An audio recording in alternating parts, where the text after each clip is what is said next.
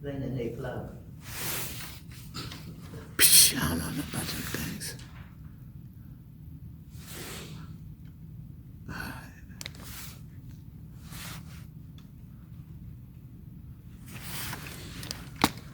Okay.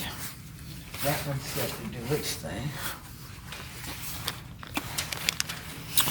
I can go downstairs and not do nothing and meet and greet.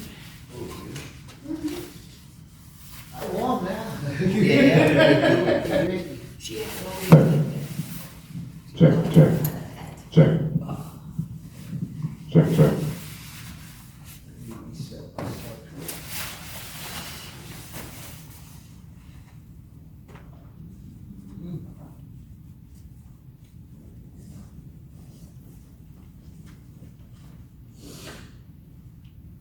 Oh, that's what I didn't tell her in the text. Nice guy. Thank you much.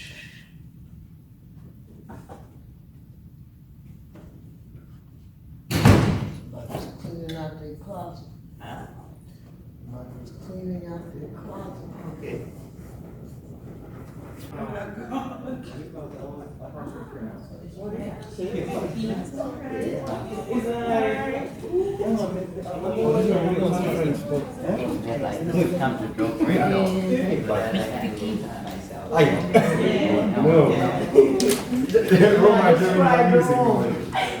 Describe the room.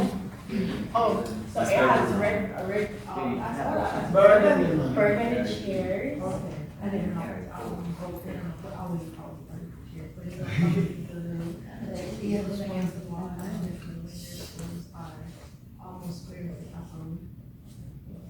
Do we have tables on a stage? Yeah, 2 tables on the stage, 3 chairs apiece. Okay, and we have them separated from up. By a podium with a mic. A podium in the middle. The podium. Let's get ready for, let's And get then the one chair, arrangements. 2 chairs on either side. 3 chairs on either side.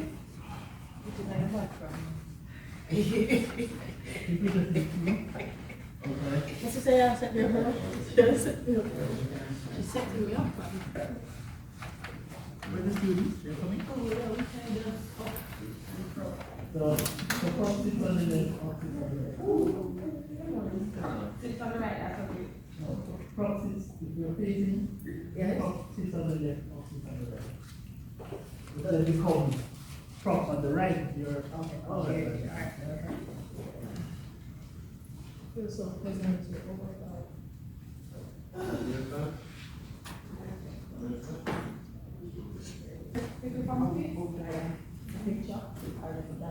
You'll find those.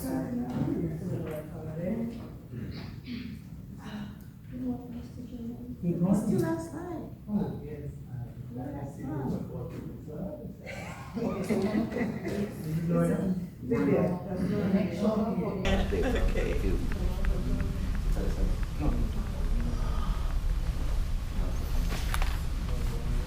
There he is, the man to live!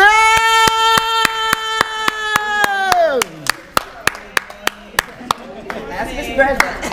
Team, hello, come let me introduce you to somebody. This is the man that said yes. He said yes. He said yes. Yes. Pleasure to meet you. Hi. Yeah, I need him to shake a hand again so I can get that shot. Man, hold his hand a little bit longer again. No, I ain't worried about his. Let go of his. Hold Jermaine's hand. Go back to Jermaine's hand again. This is the one I want to look at. Jermaine, turn to the voice. Tell him to speak. There we go. Thank you very much for accommodating. Absolutely. This is a great opportunity for all of us. This man here, and this man, he said yes. Because as you've seen the challenge in the Low Country, even just looking at the topic, he said yes. So how many students do you have in your Upward Bound program, and what does your Upward Bound program do? We have budgeted for 94. We currently have 70 roughly. There are about 30 here today because of the rain and various other activities and sundry things. But what we do is work with a grant-based program from the federal government and take students from 9th and 10th grade onward to prepare them for the skills and motivation necessary to succeed in college. And so the program, by law, has to have 2/3 first generation, which is defined as neither parent holds a bachelor's degree, and low income, which is 150% of the federal poverty rate at any given year. So 2/3 has to be low income and first generation. 1/3 can be first generation, low income, or was considered high academic need. So for example, if a student has not taken, has passed poor test scores in 8th grade, or has not finished Algebra 1 by the end of 9th grade, things of that nature. So we have some stipulations we have to meet.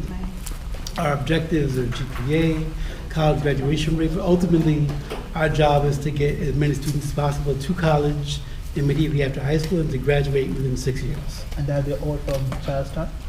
Yeah, they're all from the Charleston area, and the majority of Charleston County schools. We have 2 or 3 that are from Fort Dorchester, which is a high school just out of Charleston County, but it's in the city of North Charleston. And so we're able to accommodate them and recruit from that school also. So.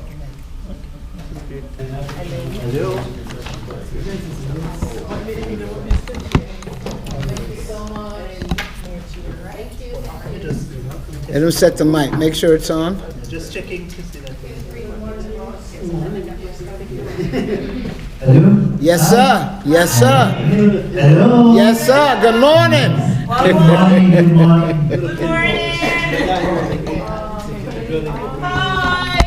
All right, calm down.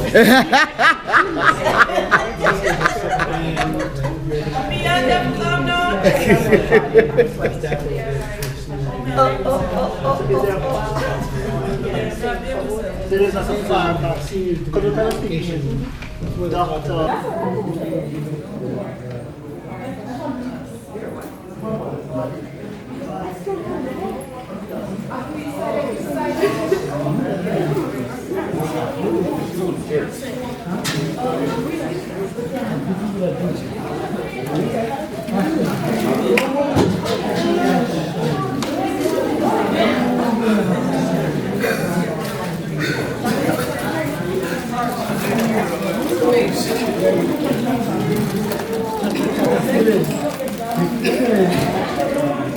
Small space.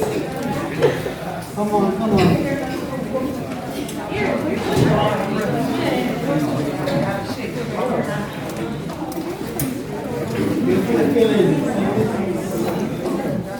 Good morning. How y'all doing?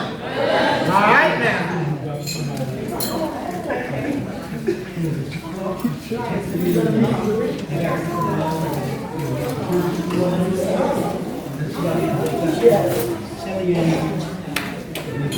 Hello, everyone. Everyone is answering.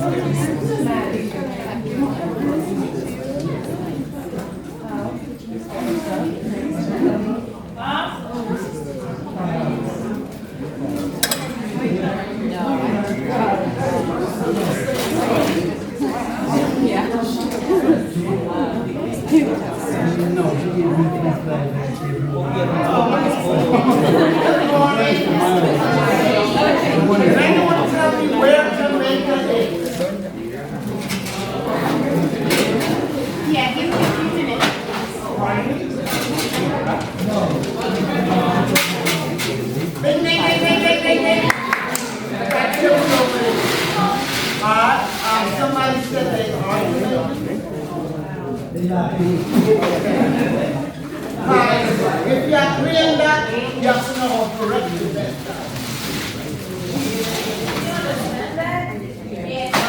They don't teach you children. I broke it down. Hey y'all! Y'all be quiet over here. Good morning. Where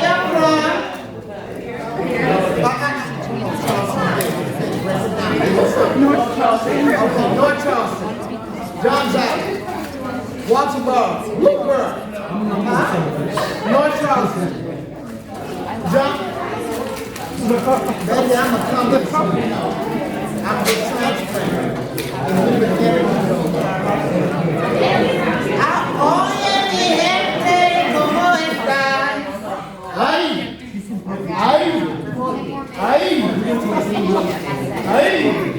Upward bound.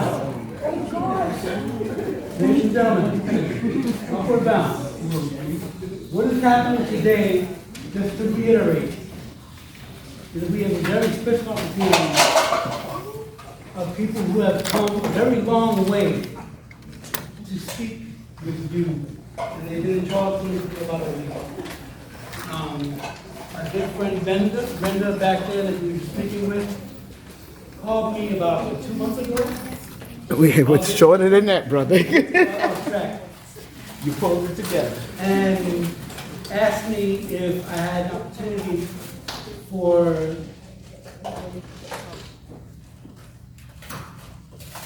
an opportunity for students that she was engaged with in Jamaica to come to Charleston. Does anybody know what a visa is? Yeah, you told us earlier. Yeah.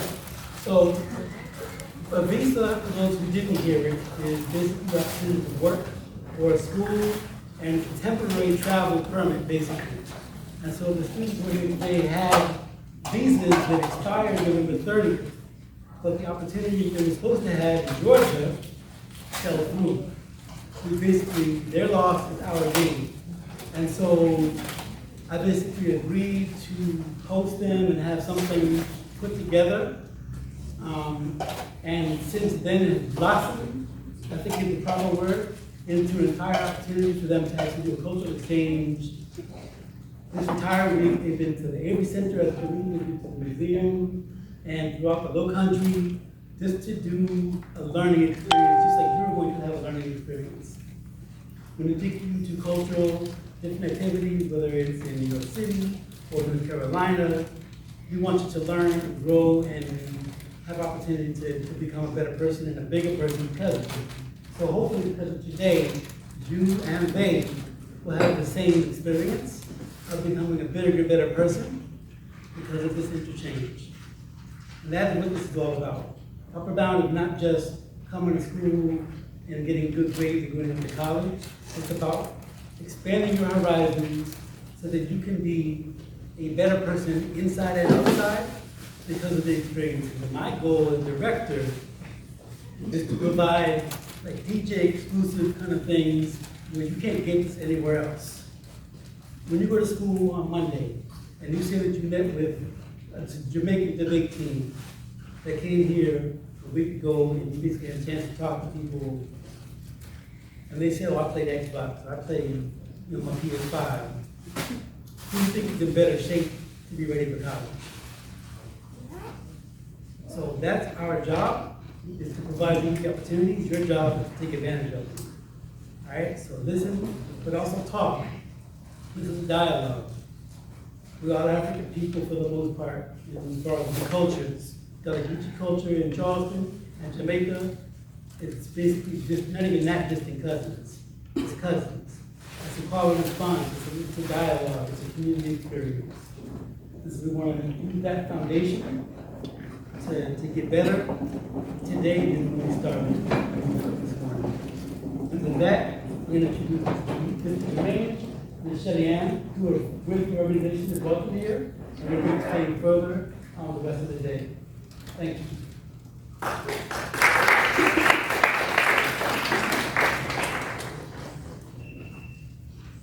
Good morning, Upward Brown Bone. Good morning. All right, so my name is JADE. I'm from Jamaica, and I'm really delighted to be here in Charleston with you. We've been having an amazing experience learning about your culture, your heritage, and just the fantabulous, is that a word? No. Fantabulous cities that you live in. So thank you very much for sharing your space with us today. Yes, I just want to echo the sentiments of Jermaine to say it's been phenomenal. We landed on Monday and we have digged into the cuisine of Charleston, we have digged into the heritage of Charleston, we have met with the Polynesian nation, and we're looking forward now to dig even deeper into the academic part of Charleston by engaging with you all today. And we have traveled far, yes, as Talim said, but we are very much excited to be here with you. We are very much refreshed and happy that Talim and College of Charleston said yes to hosting us. And I will now introduce the members of our team. It's a 7-member delegation, and it combines high school students like yourself. What's the oldest age student here? Is anyone 19 years old? 18? Okay. At high school. All right. So a little fun fact. In Jamaica, high school goes up to grade 30. Yes. yes. So there's a slight difference in America. In America, some states, some cities, some towns will have middle school, junior school, then high school. In Jamaica, we just have high school. So grade 7 to 13 is high school. So a person starts high school at age 10 to age 19. Yeah. Yes. And then the last 2 years of high school is referred to as sixth form. So today, in our delegation, we have 4 students, and they are university students, and 2 are high school students. So I'll start first with a high school student, 17-year-old Ramar Bryan. Come forward.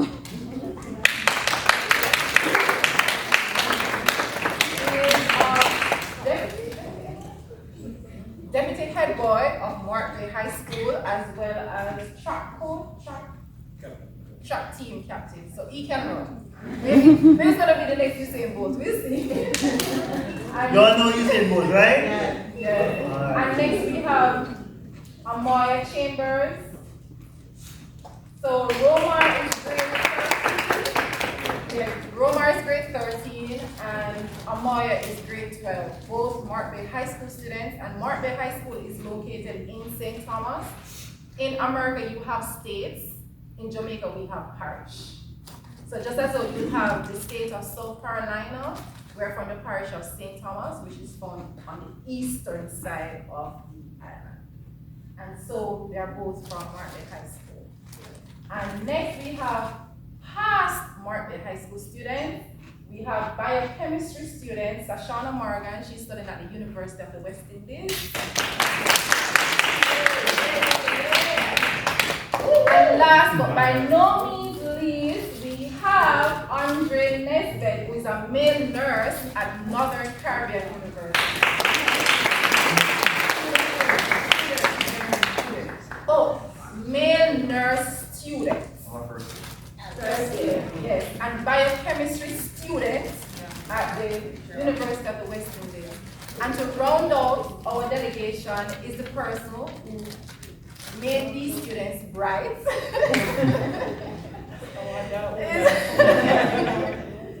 is the illustrious Dr. Melissa Campbell.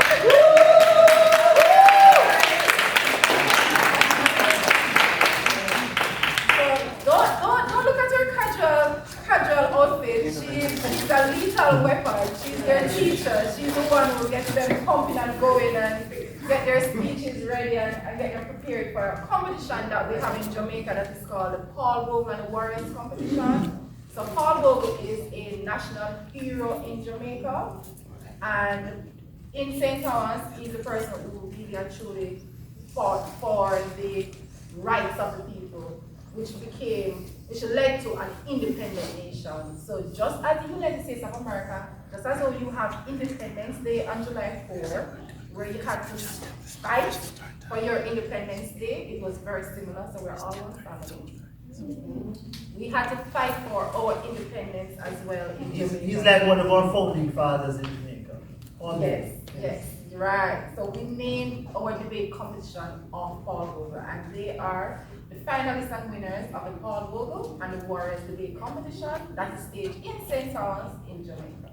So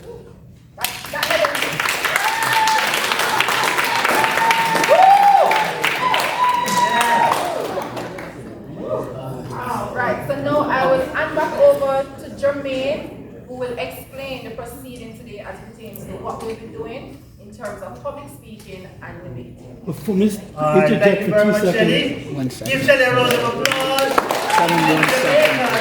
Tell him 1 second. Tell him to hold on for a minute. Sorry? Ask him to hold on for a minute. Just for- Jermaine, just 1 second. I just want, just so we don't, as a matter of housekeeping, we do have refreshments in the back, so if anybody gets hungry or thirsty, we have coffee and tea, we have hibiscus tea, which is supposed to be sweetened, which didn't happen, but there is sugar, so you can add, and then chips and so forth in the back. So we want to make sure people, particularly our guests, if they want to grab something, please do. Just do it quietly so that we don't interrupt the whole proceedings. And then we'll take it from there. At the same time, we'd like, hello, 1 second. Front and center, back in the seats for a hot second. It ain't going nowhere. If we were in other spaces, we would have done a libation. We have to recognize that we have elders in the room. They did not get here on their own. They have not been in Charleston on their own. The Charleston community has shown up and shown out. The friends of JADE who are here in Charleston, Miss Mary Edwards, Lorna Beck, who has kept the name Jamaica in the mouths of South Carolinians and Charlestonians since 1985. Lorna is why we have the Charleston Carifest Caribbean Carnival in June. She is why we have the South Carolina Reggae Jerk&Wine in August. She always makes sure we recognize Jamaica Day, as well as Healthy Lifestyle Networks, which she does philanthropic acts for the children of Jamaica, representing the parish of Portland. Just around the corner from St. Paul. At the same time, representing the delegation nation, Minister of Information, Elder Carly Town. When it comes to the nation, the closest you can get, other than Queen Quet, is Elder Carly Town. She is right here. She represents your culture, your people, your flow. No, I want to come from. I'm just a come here baby. She represents your roots. Beside her is Gallagher storyteller, the illustrious Jean Ortiz. So I just needed to add this. I'm sorry. Listen. We Miss Vivian. We rolled up at the airport to pick up the crew. And then they had a time at MUSC. I use support of our delegation here. And when they rolled up at MUSC, which was their first official visit site, who was one of the first people they saw? Miss Vivian. So that goes to let you know we are there everywhere. Jermaine, we thank you. JADE, St. Thomas Renaissance Foundation, welcome to Charleston, South Carolina, and Parliamentary. All is yours. Well, I think we all feel very welcome. Thank you very much. Brenda, give a round of applause for Brenda. All right, thank you so very much. We feel so very loved. Now, here's what we're going to do today. We are going to learn a little bit about public speaking. Anybody interested in public speaking? No? Yes. Every hand. No hands. I'm glad, Up guys. or down. Every hand. And look, You have to say yes. are you interested in public speaking? Yes. All right, good. Well, we're going to get you even more massively interested in public speaking. No Right? matter what you do, you're gonna have to speak in Maybe we public. should tell them when you speak and you require a response. They don't know Yes. who's behind. Verbalize. Yes. So I walk right. So here's the thing. I can't see, right? There you go. I've lost that sense. So if you raise your hand, I'm just going to ignore it. Okay? So what I want you to do, if you want to communicate to me, don't raise your hand, shout at me. Can you do that? Yeah. All right, good. So we want to do some activities that will get you excited about public speaking. And then the big thing for today's session, we're going to be having a debate about an exciting issue.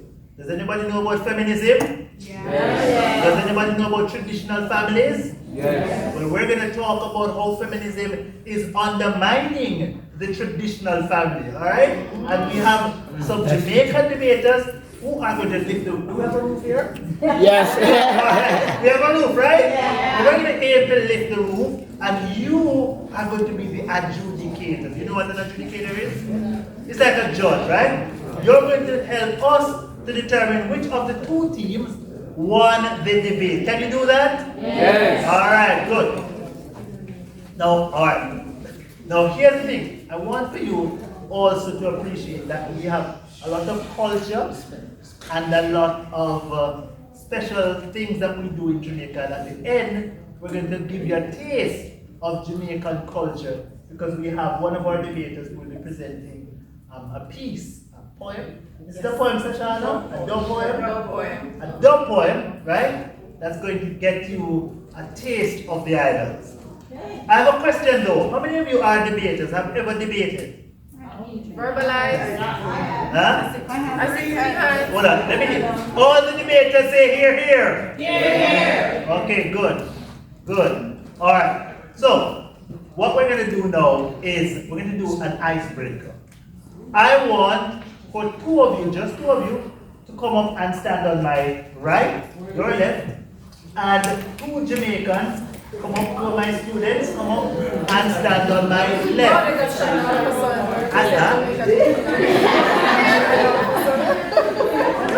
And No, that's fine. You can take them down, come on. Come on. Alright, we have two? We have two? Alright, good. So here's the thing, everybody else, you're also a part of what's going to take place here. All of us are aliens. Yes, we're aliens, right? We're coming from out of space and we're landing on Earth. We're in our spaceship and we don't know where to land. The Jamaicans want us to come to Jamaica. The Charlestonians want us to come to Charleston.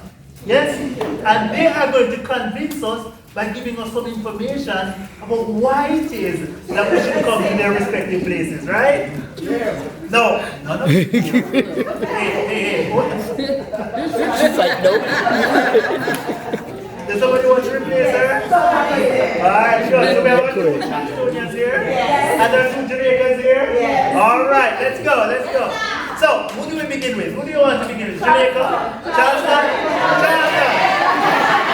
Alright. We're all Martians here. Tell us about Charleston. No, why did you come to Charleston?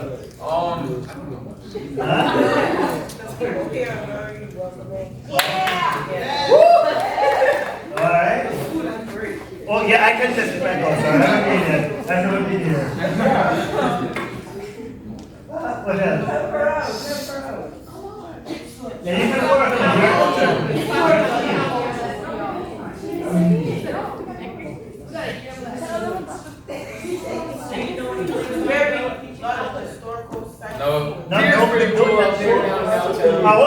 Hold on. So we have to be quiet. We're going to start over, alright? We're going to give them the opportunity to just sell Charleston to us, the aliens. Okay. Let's go. I know nothing about this place.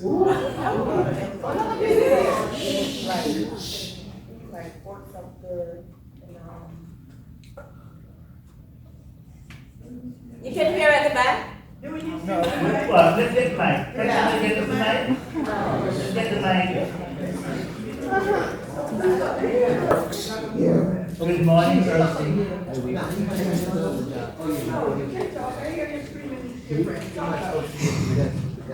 You should come to Charleston because we have a lot of great historical sightseeing places, a lot of great restaurants, wonderful food. The food is very cultural.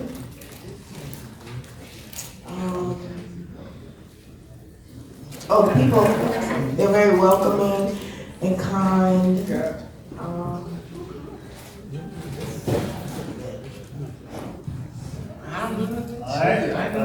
right. Thank you very much. Jamaicans, tell Jamaica. Tell us what we talk to Jamaica.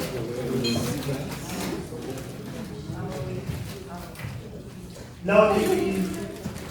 What going on, Martians?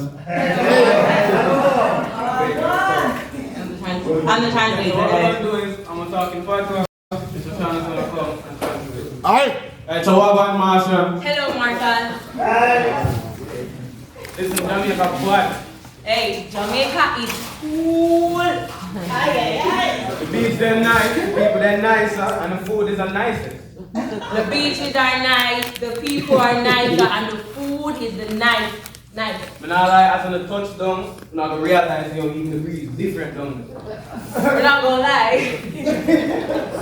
As you arrive in Jamaica, you're gonna realize that the beaches are, the breeze is very different. Thing is though, I've watched out for some things and some people, you know, because, you know, Jamaica kind of ends sometimes. Okay. Alright, but overall, Jamaica, one of the best places that we have to talk, one of the best things you have to see. Jamaica down there have the history down, have it locked. Jamaica have the food down locked, have the places down locked. And listen, Jamaica similar to Charleston in terms of a lot of stuff, except the beach. But overall, it have the history, it have the people, it have the food, it have the aesthetic, it have the, you know, culture. So, come to Jamaica whenever you can, and I'll enjoy it. Alright. So I'm going to do a little summary of what you're saying. Alright, so. Hello, Martha. Come on, y'all. We're from Jamaica. Alright. The food, let your eat when you eat food, then you are free. Oh, it's so no, it's not like Carnival. No. Hey, come to Jamaica and enjoy the beaches. Come on, up. Hey, Jamaica is that history, yeah. It's rich, the food, it's rich, the people are like no other, hugely talented. Come to Jamaica, Martin, hey, come to Jamaica and experience like no other. Come to Jamaica.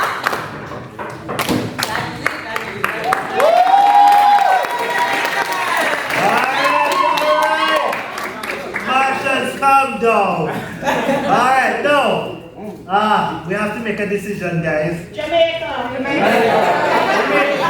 Those of you who are in favor of us going to Charleston, say hello. Hello. Say Charleston. Those of you who want to go to Jamaica, say hi. Jamaica. It sounds like a tie. So I'm going to go back to Mars. Right? Alright, thank you guys. Thank you. Come on, thank you. Come on. Give them a better round of applause.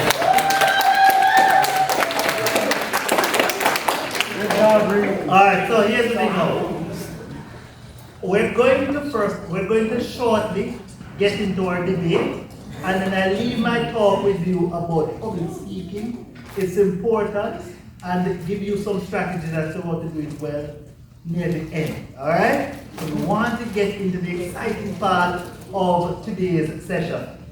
But before we do that, I want somebody to stand up and say to me and explain to me why you voted, why you supported Charleston. Somebody who voted for Charleston. Stand up. I want to. Okay, we have one gentleman standing on. Go right ahead, shout at me. Let me hear you. Shout. Talk loudly. Yes. Say why you chose Charleston. Because that's where I'm from. Okay. He's not being disloyal to Charleston. Okay. No problem. Somebody who voted for Jamaica, stand up and tell us why you are the marshal you want to go to Jamaica. Yes? That's the song. So the song, not so much the message, not so much what was it, it's just the song, the vibe, the energy, right? Alright, great. Because, it's actually kind of nice here. on a good time. Yeah. And the beaches are pretty nice. The Jamaicans say it's cold here. Okay, alright. But when the sun comes out, it feels good. It feels good, yeah. When the sun comes out, it is 91. It feels good. But, See, it's making. okay. Alright, so in the interest of time, I'm going to invite my debater to get on the stage. Those who are supporting the motion, sit on my left. Am I supposed to my left? Yes. Sit on my left. And those of you who are in support, rather, in opposition to the motion, please sit on my left. I am here.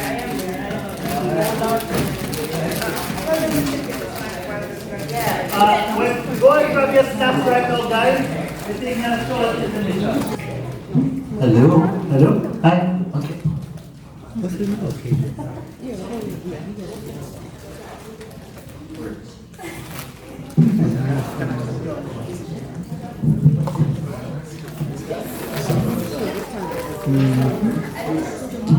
Ladies and gentlemen, may I have your attention? Yes, sir. All right.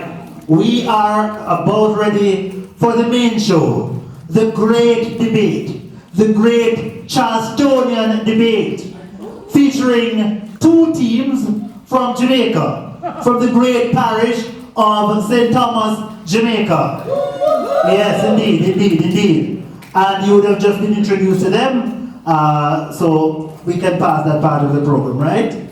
Now, ladies and gentlemen, boys and girls, the debate will be guided by the motion. This house celebrates, rather this house regrets the contribution of feminism to the dissolution of the traditional family.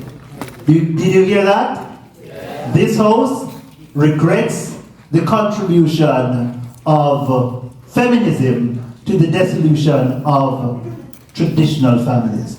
Now, we're going to do this in an interesting way because you are the judges. So we're going to assess your opinion on the matter before the start of the debate, and then we will assess your views on the debate at the end of the debate, and the team that has managed to sway most of you towards their side will be declared the winner, okay? Because we know that you start off with certain biases, right? Everybody has biases, right? So we're going to test the biases right now on the motion, and then at the very end we test the views at the very end so as to determine which team has swayed the debate more in their favor and therefore is declared the winner. Now, another thing to note, ladies and gentlemen, boys and girls, this debate is a participatory sport. You're not going to sit and watch passively and clap gently and gingerly. No, we want a raucous. We want noise. We want energy. So, when you hear the debater say something with which you agree, you will say, hear, hear. You're here. Charleston is the greatest city in South Carolina. Let's do that again. Do you believe that Charleston is the greatest city in South Carolina? Here. Did I hear a shame? Okay, good. Now if you hear something from the debaters with which you do not agree, meaning you think what they're saying is just nonsense, yes? Feel free to say to them, shame. Let's try that, shame. And you must say it loudly because you must try to scare them, alright? We are going to test their mettle. We're going to determine whether or not they have it really strong and well put together. Okay? Alright, so Dr. Campbell, I'm going to ask my sighted guide here to do a count. I'm going to ask a question, so pay attention to me now. How many of you believe that feminism has done a bad thing and it is to be regretted? Let me rephrase that. That you regret the contribution of feminism to the dissolution of families, traditional families. Do you want me to explain that a little bit? Okay? So, getting your practice in. Alright, so feminism, we all know what feminism is, yes? So feminism, by virtue of what it stands for, is a threat to traditional families. They will tell us what traditional families are, and we want for you now to tell us whether or not you think that it is to be regretted. The fact that feminism is tearing apart, destroying traditional families. If you believe that, raise your hand. This is the only time you get to raise your hand. If you believe that you regret the contribution of feminism as it pertains to the disintegration of traditional families, raise your hand.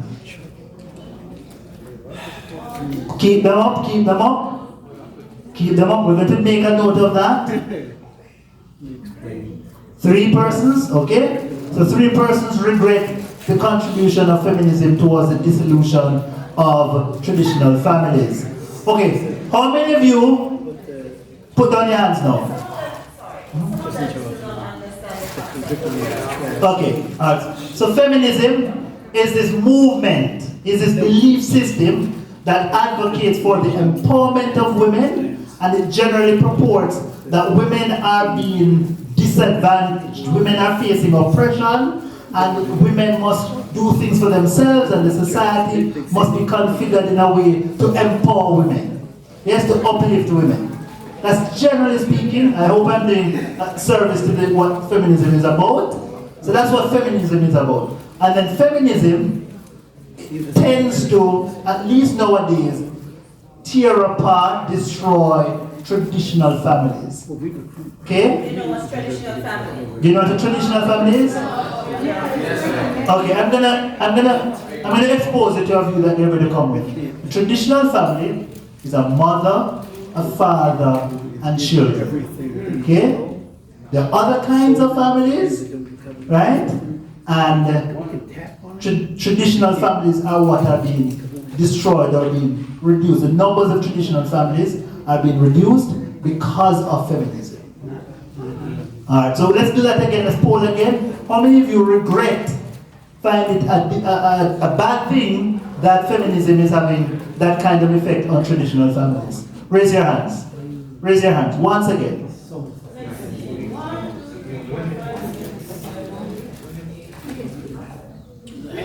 8. Okay, 8 hands up. How many of you believe that it is a good thing that feminism is having this effect on families, traditional families? No, not necessarily. The third view, I don't know. There you go. Raise your hand if you think that. Keep your hands up. If you think that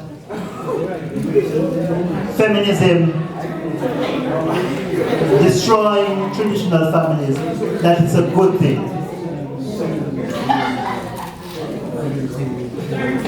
13. So 8 versus 13. And then finally, final question. Those of you who don't know at this point, you don't know whether it's a good or a bad thing, raise your hands.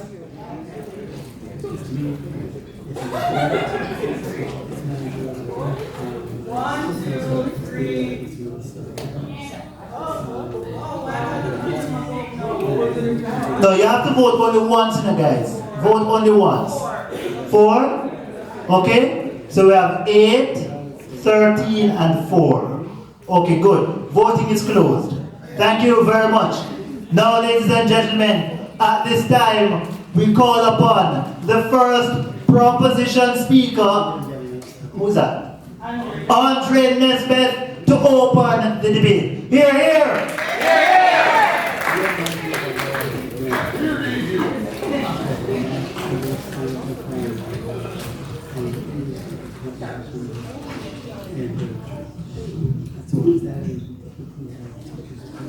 Are you guys hearing me? Yeah. You're here. I want you to really hear me. Love that.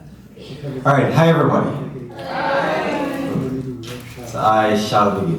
Before I begin, I just want to say this. I hope that you will be open enough in terms of being open-minded. And I know that the opposition will be coming with a lot of labels such as being misogynistic and bigoted, but Keep an open mind. Keep an open mind. That's all I'm gonna say. Keep an open mind. Alright, so I shall now begin. The group consisting of mother, father, and child is the main educational agency of mankind, remarked Reverend Dr. Martin Luther King Jr. My esteemed opponents, my capable colleague, and last but by no means least, or noble audience, good day. We are gathered here in consideration of the motion, this House regrets the contribution of feminism to the dissolution of the traditional family. We, as the proposition, unapologetically and unequivocally establish that we are in support of the above motion. However, there are certain key terms that we seek to elaborate on as to bring clarity to this debate. Feminism, within the context of which it is being described here, is what is generally called fourth wave feminism. This is a relatively new variation of the feminist movement that began around 2012 and is characterized by its use of internet activism to place a significant emphasis on the sexual abuse and objectification of women in the workplace, while also advocating gender equality by ultimately rejecting gender normative stereotypes as being fundamentally oppressive. It also seeks to widen its scope of advocacy by promoting what my colleague will shortly argue are destructive alternatives to the traditional family, as it relates to the holistic development of children, alternatives such as queer, sex positive, trans inclusive, and so forth. Ladies and gentlemen, it seems to be a bit controversial in America, but there is no controversy on my part. And the position being espoused by the opposition is, in my opinion, nonsensical. Men and men are not best suited to rear children, and women are not best suited to rear children. I further say that men cannot be mothers. Men cannot be mothers, and women cannot be fathers. This is self-evidently true.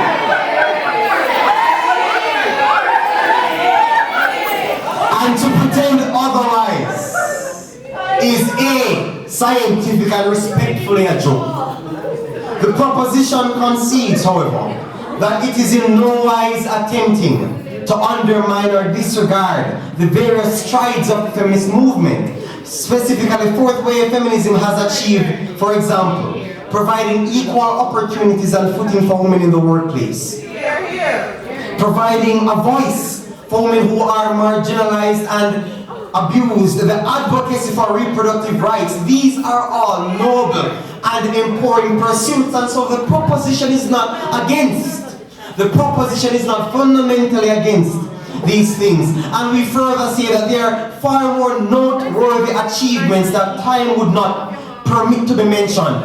Nevertheless, we argue that despite its various contributions to the independence and autonomy of women, it has derailed into undermining the very bedrock of Western society, which is indeed the traditional family, and as such, it threatens the holistic development of our children, who are, as we would all agree, a nation's #1 human resource. This is the fundamental and crucial point of divergence. I want to seek to reiterate the quote by Dr. Martin Luther King Jr. The group consisting of mother, father, and child is the main educational agency of mankind. Ladies and gentlemen, we are generally familiar with the structure and normative functions of the traditional, or more prominently referred to as the nuclear family, which consists of a mother, father, and children. I want us to pay attention that the opposition is championing the view that as a consequence of the flaws of the traditional family, historically speaking, how women were denied certain privileges, it is argued that women were subliminally coerced to subjugate themselves to their husbands. Women were objectified and viewed as property, were limited only to perform domestic work, thus being unable to pursue careers and many more unfortunate disadvantages to the historic traditional family in function. And so once more, the proposition is not denying that the historic traditional family does have flaws. So we're not denying that. We're not denying that. But as the proposition, as I said before, we're not denying the faults of the traditional family structure. And this might sound a bit offensive, but this debate isn't about the oppression of women in the past. This motion is framed with the present in mind. The traditional family of today is not the traditional family of the 1800s, for example. The current and present notion of the family being traditional is not predicated on views about the headship of a man and the insistence that a woman has to be subservient. But a traditional family is simply this. There's a man and a woman cohabitating and having children. Shame on you. Shame on you, shame on you. The traditional family, as I said before, the traditional family, or argument in support of the traditional family is not taken from a religious perspective. It's not based on archaic views such as the headship of the man and how the woman has to be subject to the man. That is not what we are arguing. What we are saying the traditional family simply is that you have a man, a biological male, and a biological female with children. That is all the traditional family is. That's it. I want us to understand that the opposition will try to apply the same oppressive practices of the past and pretend as if they are largely being practiced now, which is not the case. Women in most families, shame on you. Women in most families, no, hear me. Women in most families, even in American contemporary society today, are not largely being oppressed. I want to ask for the women here. Are you oppressed? Yes. Are you marginalized? Yes. No. For those who said yes, you're ungrateful, and I say shame on you.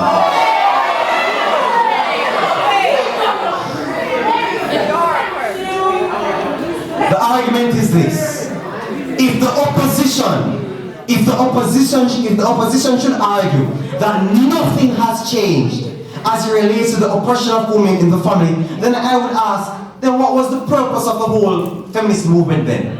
If it really is the reality that nothing has changed, what is the purpose of, what has the feminist movement achieved? Are you telling me? Exactly. We all know that, and I believe, and I am indeed a feminist, I believe that the feminist movement has done much good for women in relieving women from bondage and oppression. And so the opposition is trying to tell you, my friends, that, you know, women are really in the same condition they were in before. No. And we know that's a lie. We know that's a lie. Has the movement achieved nothing since its inception?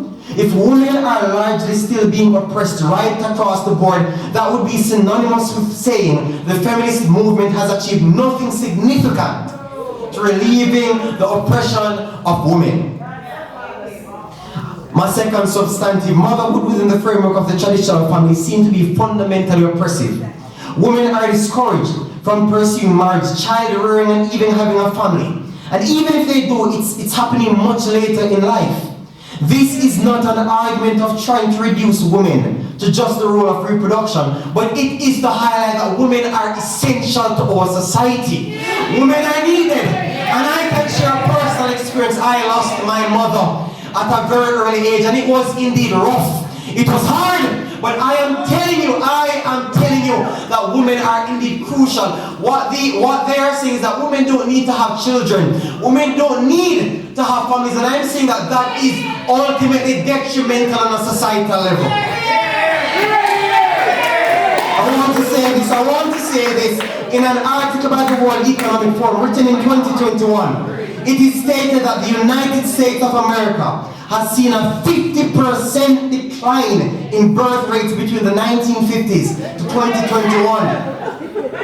The United States. Last 30 seconds. And this is the consequence, my friends. Reduced birth rates in the United States results in a smaller population of working age and the potential for labor shortages in several economic sectors. So, yes, the percentage of Americans 65 and older has been rising by 1/3 since 2010, according to the U.S. Census Bureau. So as a consequence of women being discouraged from marriage, of women not feeling as if there is any significance in marriage, you're realizing that the birth rate of the country is down.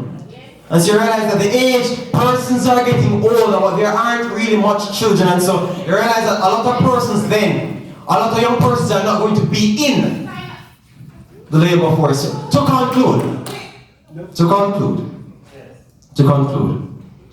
women are essential. Women have been sold a lie that in order to find meaning and purpose in their lives, they need to go after a career. We're not arguing against someone pursuing a career, but they are saying that, family is not really important. But we're saying that you can have both.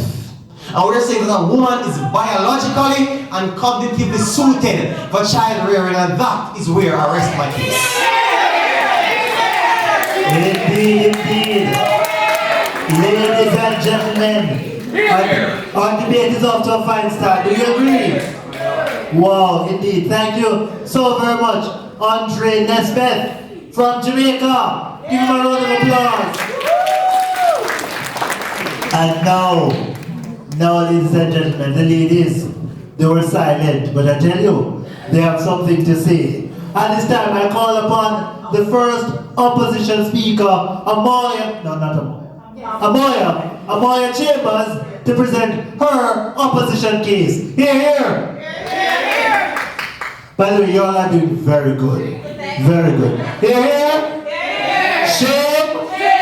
Good.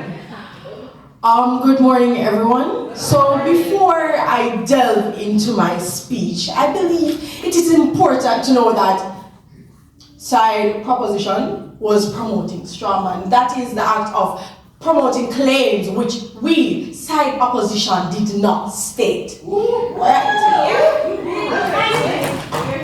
Now, side opposition also said that the birth rates have declined. This is because females are no longer being oppressed and raped due to feminism.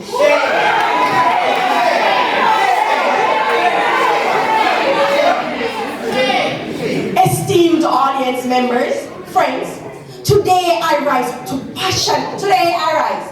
passionately oppose the motion that suggests we regret the contribution of feminism to the dissolution of the traditional family.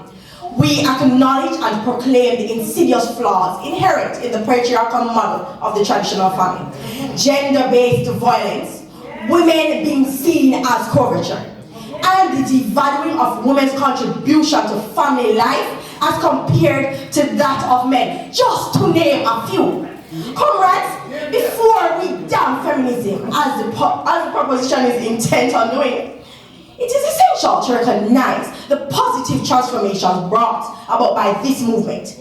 It is feminism that has been the most effective at combating toxic masculinity and male tyranny. It is feminism that has been the most instrumental in the promotion of gender equality. It is feminism that has torn down the labels, torn down the walls, labeled gender roles, freeing women to be whoever and whatever they want to be. It is feminism that has been the most instrumental in reshaping societal attitudes. Esteemed onlookers, it is feminism that has granted women reproductive rights and control over their own bodies. We note with deep concern the U.S. Supreme Court ruling on Roe v. Wade, turning back decades-old set of laws.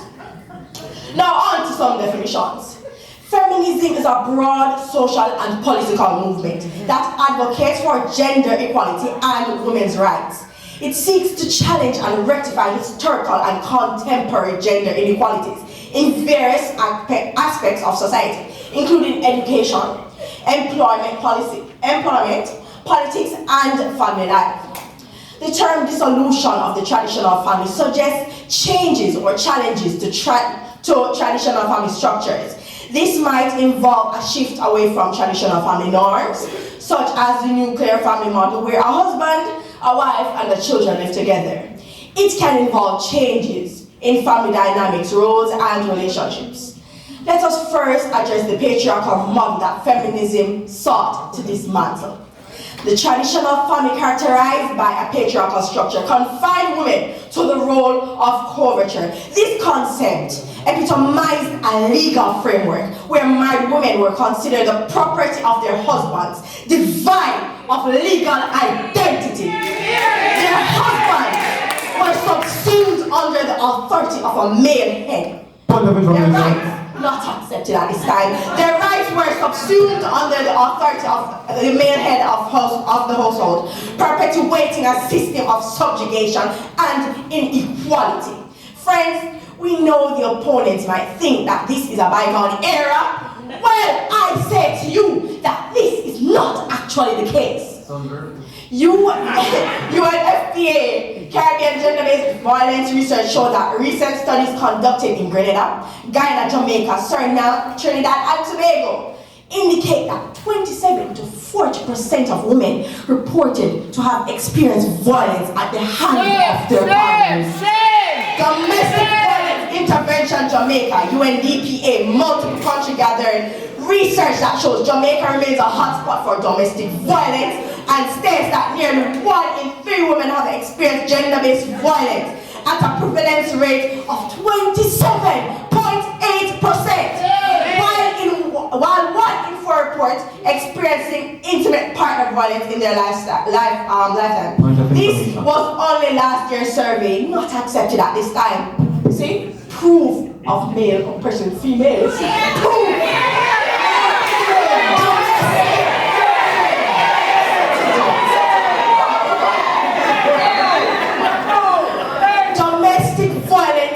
Pervasive issue that transcends family structures and blaming the dissolution of the traditional family solely on feminism is an oversimplification of a complex problem. The feminist movement has in reality been at the forefront of raising awareness about domestic violence, advocating for survivors and pushing for legal reforms to protect individuals from abuse regardless of their family structure. Feminism's critique of this patriarchal model is not an attack on the concept of family itself, but a demand for a more equitable, inclusive, and compassionate structure. It challenges the very essence of a system that denied women agency, legal rights, and autonomy. The feminist movement champions the idea that family structure should be built on principles of equality, shared responsibility, and mutual respect. Ensure that individuals within families can thrive rather than merely conform. Beyond leading to the dissolution of the traditional family, it has in fact broadened the definition of family to be more inclusive. Families are no longer confined to the narrow parameters of the nuclear unit, but have evolved to embrace diverse forms, including blended families, LGBTQ+ families,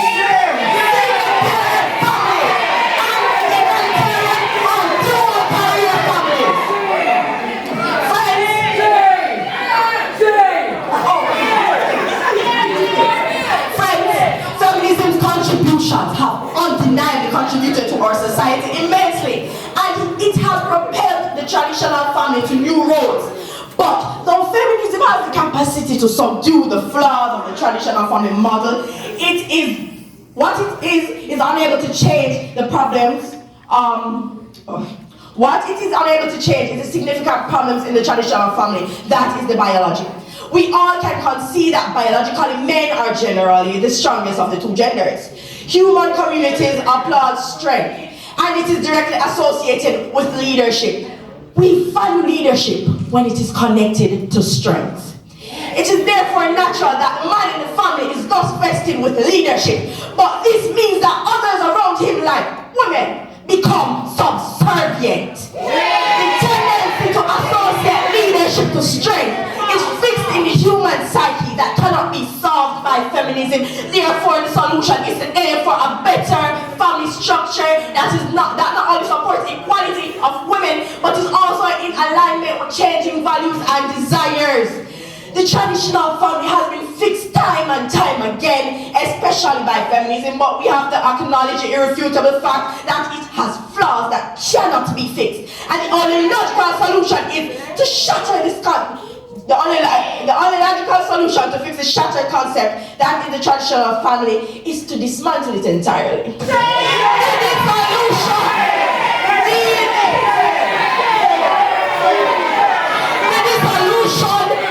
Traditional family, as feminism has contributed to it, is not a regrettable outcome, but a necessary step towards progress. It has allowed individuals, particularly women, to escape from oppressive roles and pursue opportunities beyond the constraints of traditional gender forms. This has led to greater personal fulfillment, economic independence, and the breaking down of barriers that hinder individual growth and contribution to society. Rather than regretting feminism's contribution to the dissolution of the traditional family, we should celebrate the movement's role in challenging oppressive structures and fostering environments where individuals can thrive.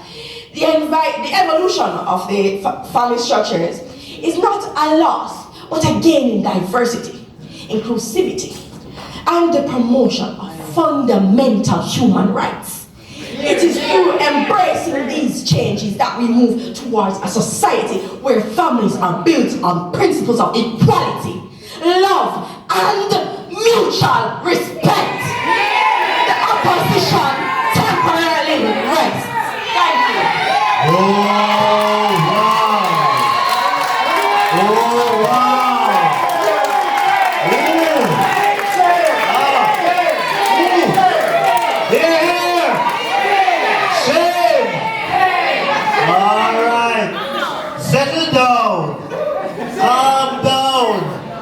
Take a breath. Ooh.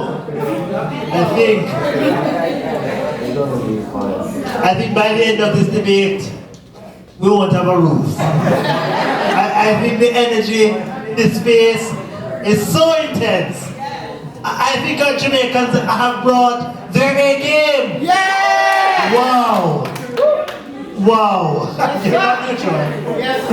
Ladies and gentlemen, boys and girls, friends, Charlestonians, let us continue this debate, this great debate, with the presentation from Romar Bryan from the proposition team. Let's make him welcome.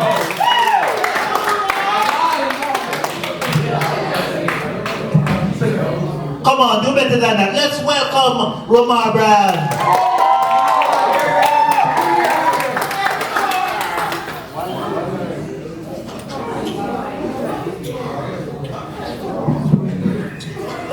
Citizens of this great state of South Carolina, today we have gathered here to engage in a critical debate that delves into the hearts of one of our most important institutions, the family.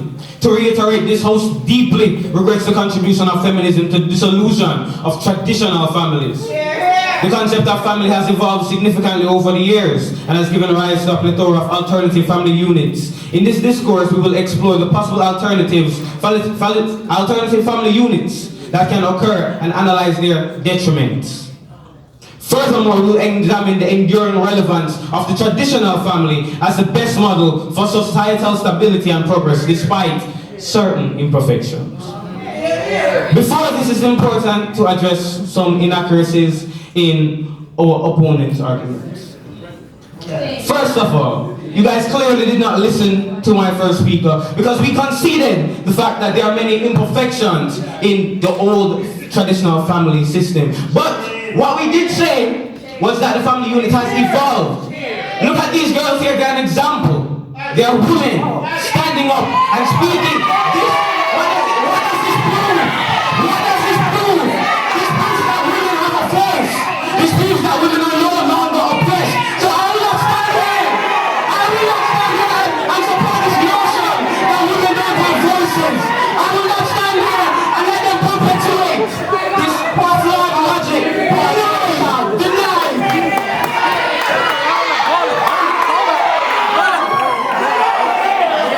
What we need to do now is look at the present and look towards the future. Right? The high divorce rate proves that women right now deny. Right now they prove that women have voices. Women are no longer oppressed. So we will not dwell on this notion further. Right? Put it to rest. Points of information. Accepted. Just now, you denied me several times. That is prime example.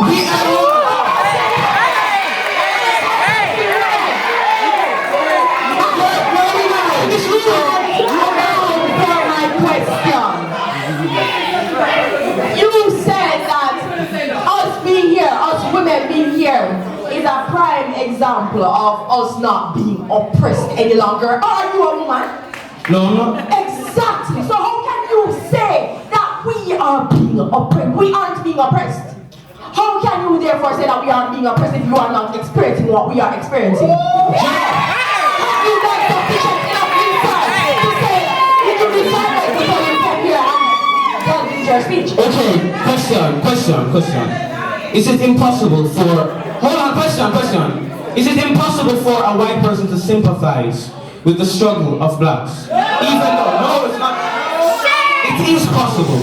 And that is what we're doing. We're looking at data, we're looking at statistics, we're looking at real women giving their testimonials against this fact. But let me move on.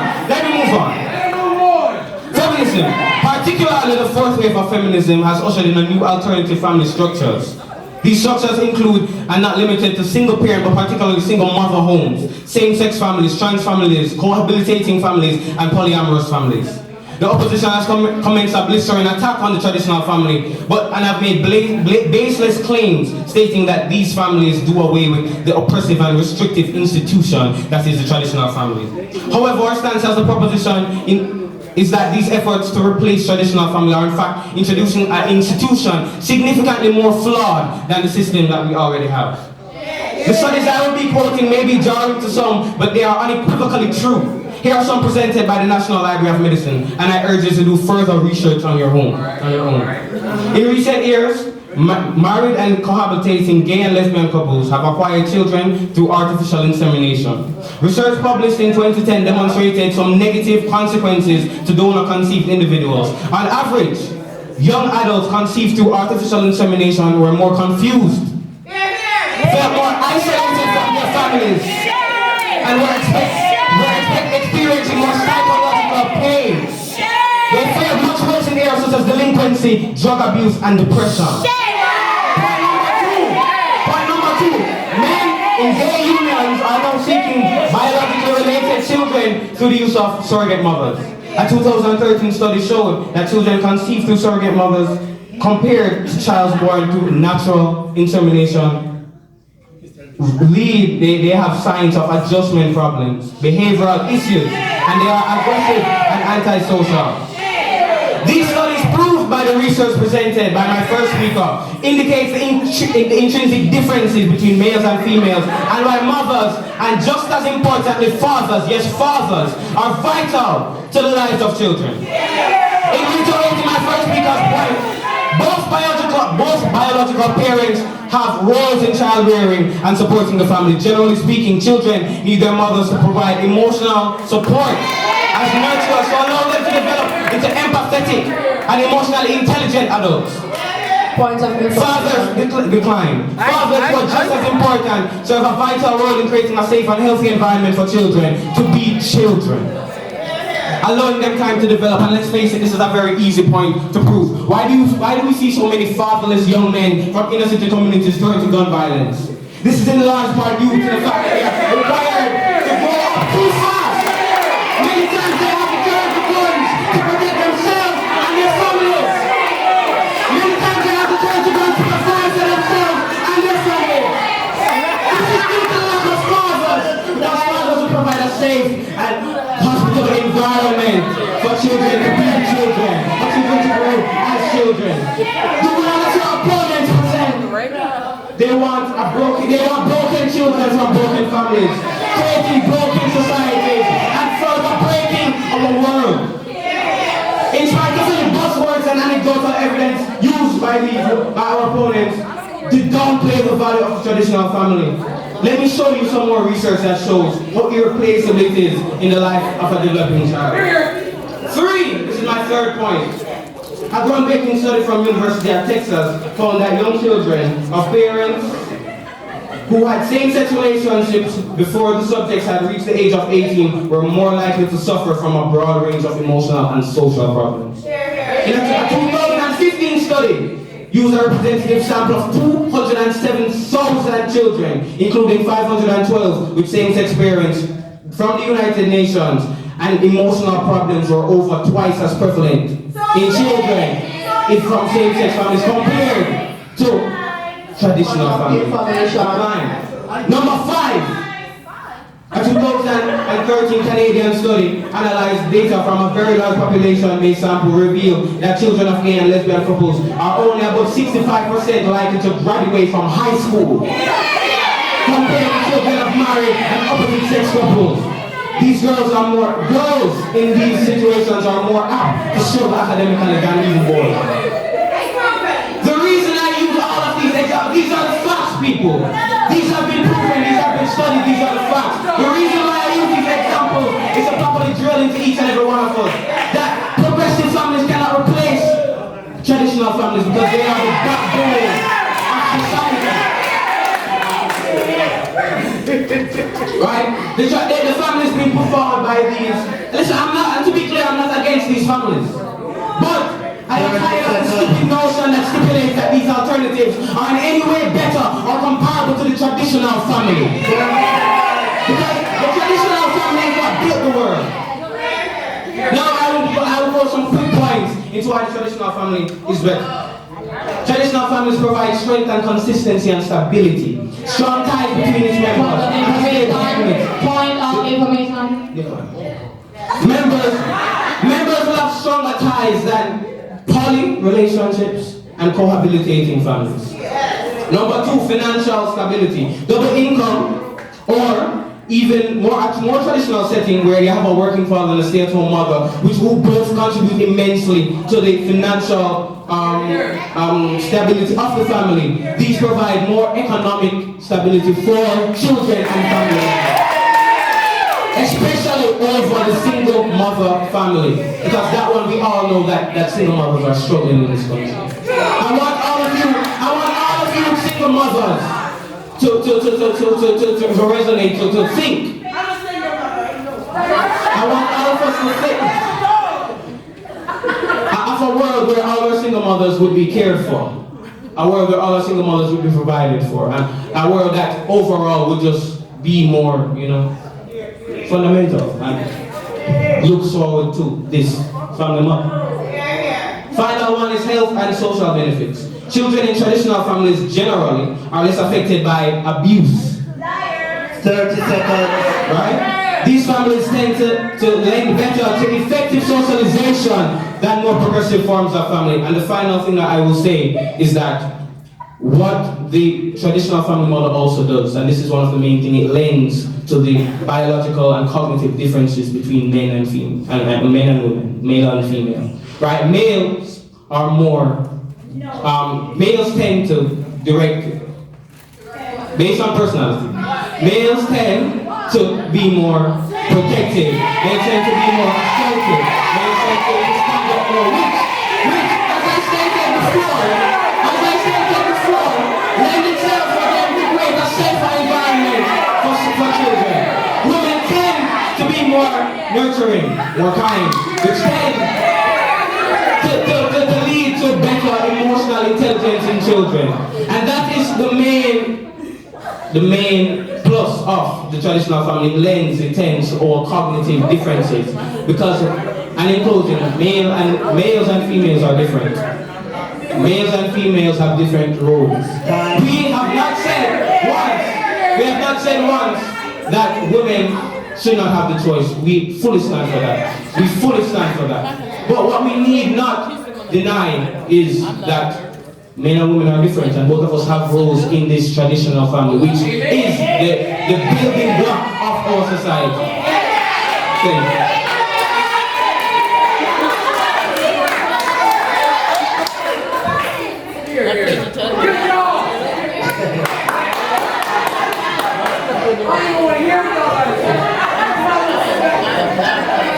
Settle down. Settle down. Calm down. I'm gonna make sure you have. Oh, I feel like I have a devil and an angel on either side of my shoulder. There's one on this side and the other on this side. I won't tell you who is who. Anyway. Thank you so very much. Roman Brand, speaker.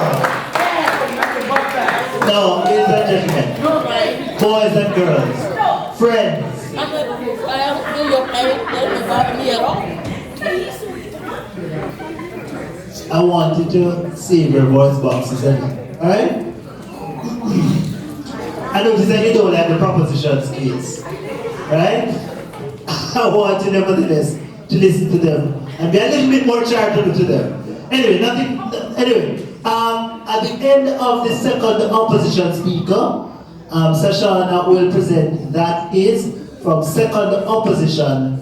We will open the floor to receive some questions from you. The questions will be answered by the debaters. So they're going to become panelists and they're going to answer the questions. So start formulating your questions from now, and we will permit you to ask the questions that will be responded to by the debaters. Alright? Alright. Ladies and gentlemen, we are at that point in our debate where we make way for our second opposition speaker.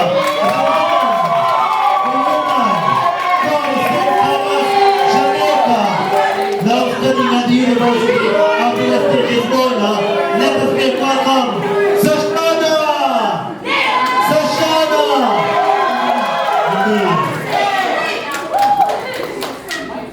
Before I delve into my speech, I'd like to address something.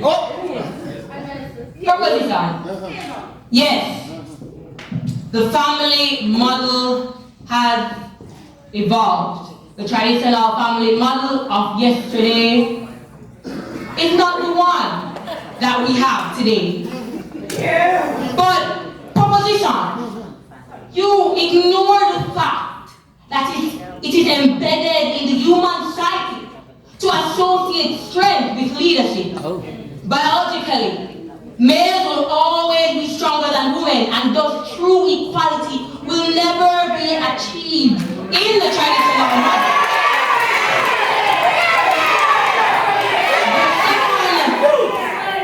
The second speaker came and detailed the benefits of the traditional model. He said that, oh yes, in the traditional model,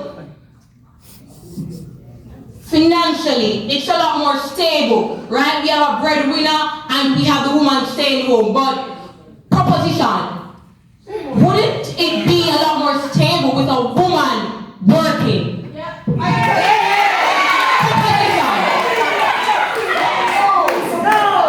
Proposition, you need to consider these factors. You spoke about stability and strength in the traditional model, but doesn't alternative forms of family such as your extended family not accepted? Does that not have a lot of strength and stability? We have our grandparents, we have other generations existing in those family structures with far more experience in parenting. Let me delve into my speech. Debate into that. Not accepted. My job here today is to reinforce why we, the women of side opposition, do not regret the contribution of feminism to the dissolution of the traditional family. I will explain firstly why the traditional form of the family is unethical and downright corrupt, how it perpetuates negative cultural norms, and why it must simply cease to exist. Picture this: students unwillingly walking out of classrooms, and the sound of weeping echoing after each step. The streets filled with angry chants and grim faces. This was, of course, quelled by the Taliban, The Taliban, who upon return to power in 2021, banned females from studying in universities and even working for NGOs. Audience, imagine not being able to walk foot on this campus. Imagine not being able to sit in these seats and not being able to receive an education. What does this have to do with the family, you may ask? You see, in the same way people were denied their fundamental rights in the aforementioned scenarios, is the same way women existing within the traditional family model are denied their freedom to make decisions, their freedom to own property, their freedom to make the most of opportunities, just to name a few not accepted. Yes. Thanks to feminism, women have moved from not being able to make decisions to being able to work. But there will always be inherent flaws in the traditional structure where the man is the breadwinner and the woman is the caregiver. I am Peart. Please enlighten us. Why should women have a secondary role in the decision-making process? Why should women who are more career-oriented be judged for marginalized?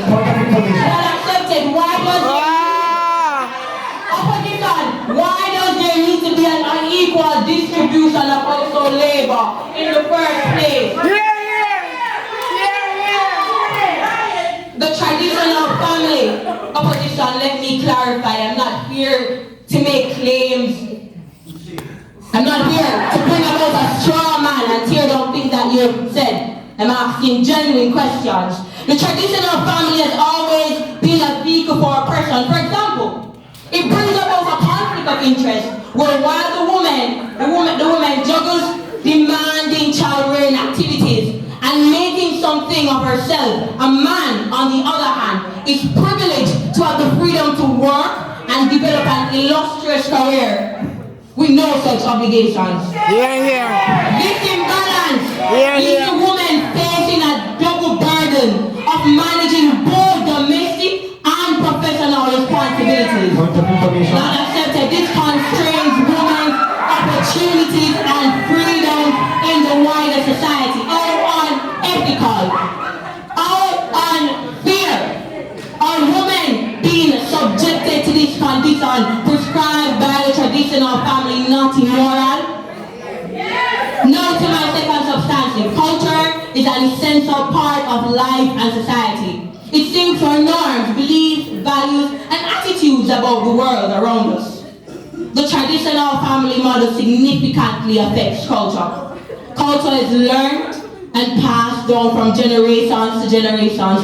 We must recognize that future generations, that is your children, are important stakeholders in this conversation, and their first school of learning is the family. The family very much influences their concept of what is right and what is wrong. The family structure, advocated by proposition, emphasizes the male breadwinner and female homemaker, where predefined gender roles place women in subordinate positions. Like sponges, children then internalize these power imbalances and hierarchical norms, influencing their understanding of equality and morality. Young girls are then programmed to see the inequality of family life as normality. It is these ingrained norms, my audience, that perpetuate women's subjugation. It is these ingrained norms that create a rigid cycle of oppression. It is these ingrained norms that keep women, as the feminists frown and they would phrase it, and I quote, "takers of shit," end of quote. Now, it is no question proposition that feminism has propelled the traditional family, as highlighted by my first speaker. But because of how flawed this model is, it must be done away with. My audience, only progressive people. So we not use the past to inform our future actions rather than being stuck in our ways. We must acknowledge that it is crucial to as a societal progress often requires reevaluation and adaptation. If we dismiss the changing social climate and needs, then we risk dismantling the social fabric of society and creating an environment economy. I reiterate that the dissolution of family in the context of feminism does not mean the breakdown of familial bonds. Hear, hear. It signifies a transformation towards more inclusive and diverse family structures and the evolution of the family to better suit the diverse needs and aspirations of its members. These family types include the LGBTQ+ families. In advocating for the continuous reign of traditional forms of the family, it is an indirect rejection of such communities. Feminism, on the other hand, celebrates and legitimizes families with same-sex couples, transgender parents, and identity.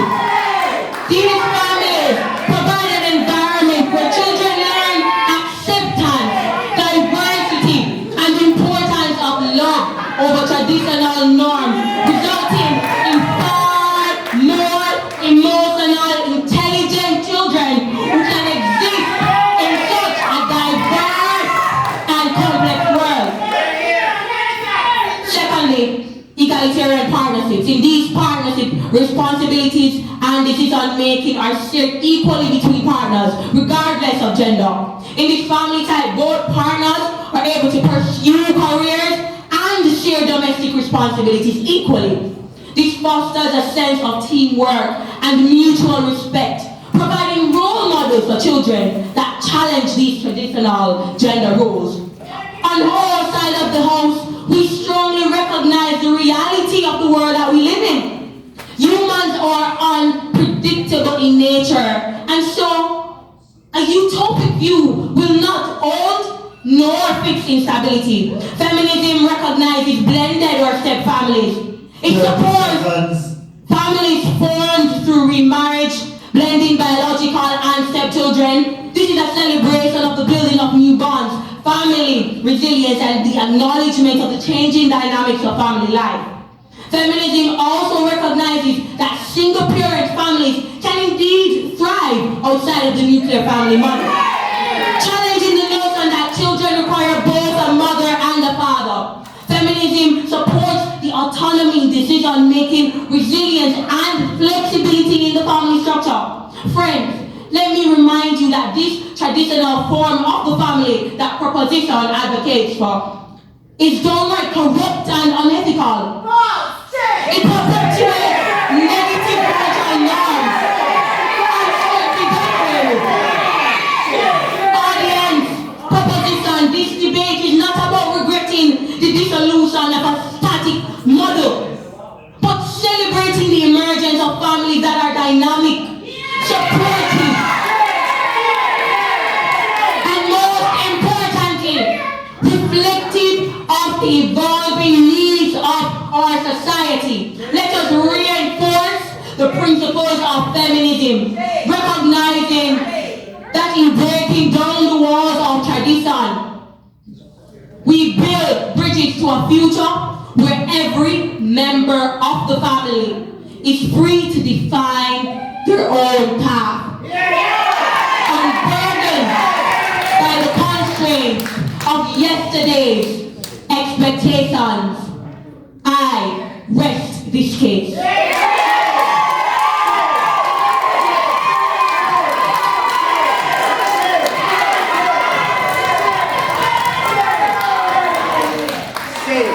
Wow, I don't think that anywhere in the entire city of Charleston there's something as exciting as what is happening here, taking place. I think we're at the best place in all of Charleston right now. Yes, yes. Right now. Ladies and gentlemen, boys and girls, what an amazing show so far.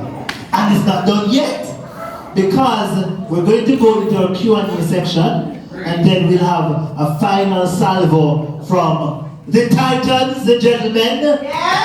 And the Lorna princesses.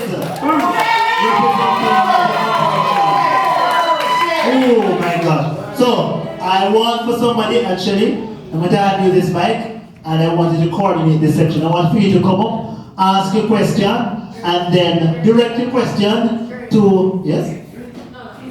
Direct your question to the respective teams. So you have the gentlemen, the ladies, the Titans, the Amazonians, and of course, they will respond as appropriate.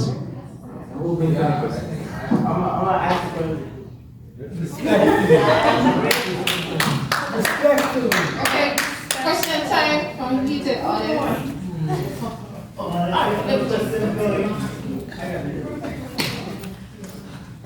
Good afternoon, good morning. I respect both parties.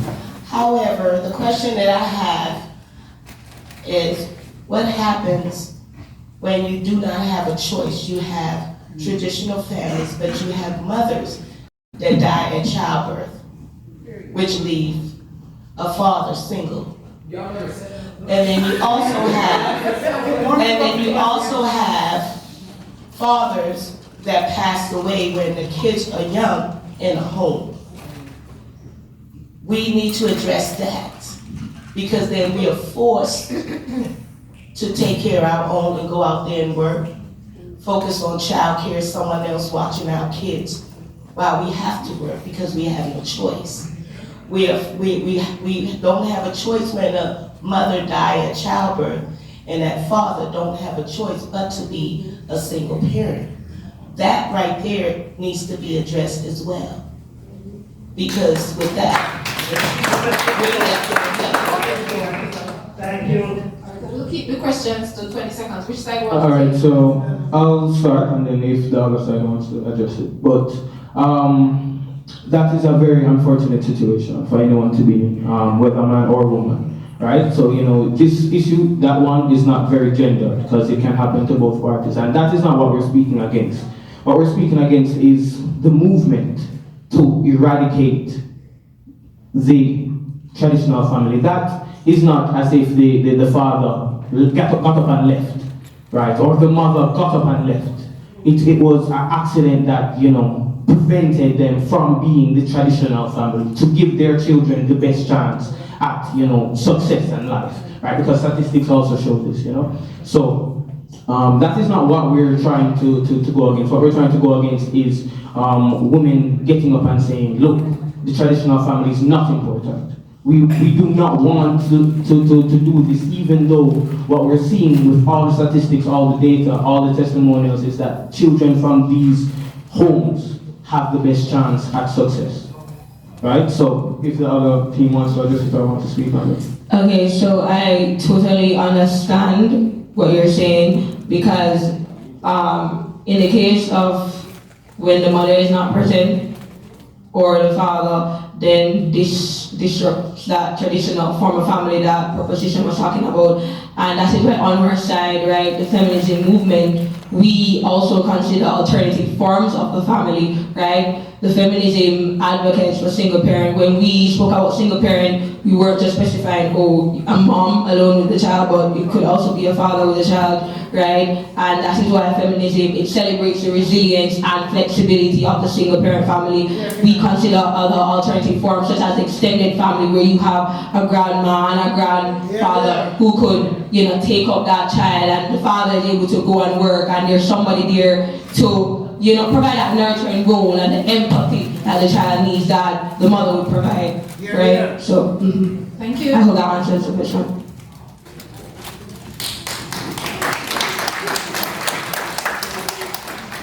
My question is for the gentleman. When you talked about single mothers and the father leaving, you didn't say how it was so much the mother's fault for the father leaving. You kind of just stated that she has to do this and she's not going to be able to do this without the father, but how is it her fault that she has to be stronger when the father chose to leave?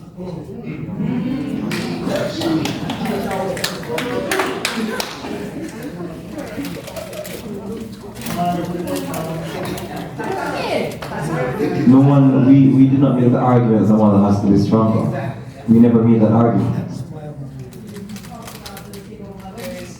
explaining further on how the father left, you didn't explain like fully how, like you went to continue to talk about how the mother was single and she has to do this and this, but you kind of like more put the blame onto the mom that the father wasn't there. Alright, since I was the person who made that point, let me address it. So, we condemn fathers that leave their children fatherless. You're here. We condemn deadbeats. We don't accept that, right? That is not something that we strive for, right? Or we want in our society, because that leads to the very single motherhood or single parent household that we don't want for our society. So we want responsible fathers and we do want responsible mothers, but what we're doing is that there is a message in certain subsections. I won't say it's the entire movement, but certain subsections of feminism that want women to choose to have single parents. So they will do artificial insemination. They will cut off fathers because we don't need men. That is the notion. That's what we're fighting of, because the woman in that case, not the one where the father leaves, because that we condemn, but the woman in that case choose for her child to deny that child of a father, to deny that child of that father figure. That is what the proposition condemn. Oh, did that answer the question? I also have a question. My question is to the gentleman, and I want to, like, can y'all explain more why y'all saying that if a woman does a surrogacy, she don't have a man or like a father or significant other in her life. Y'all saying that surrogacy happens with blended family, I should say, like with a man, woman to woman or man to man. Don't traditional families also use surrogacy because, like, what if the female reproductive organisms don't produce organs? You know what I'm saying?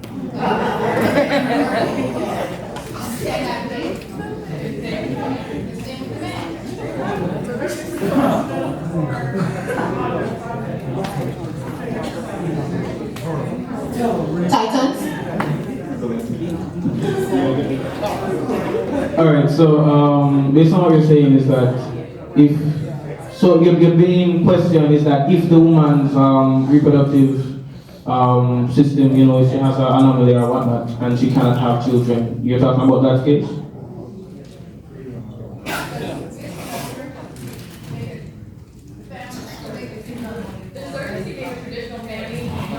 No, definitely not. Because what we're saying is that after that child is born, even though it's not born, from the womb of the mother, right, that child is then put back into the traditional family setting. Because they get put back into our house or our home with mother, father, children. So they get put back into the traditional setting. What we're talking about when we mention that is female relationship.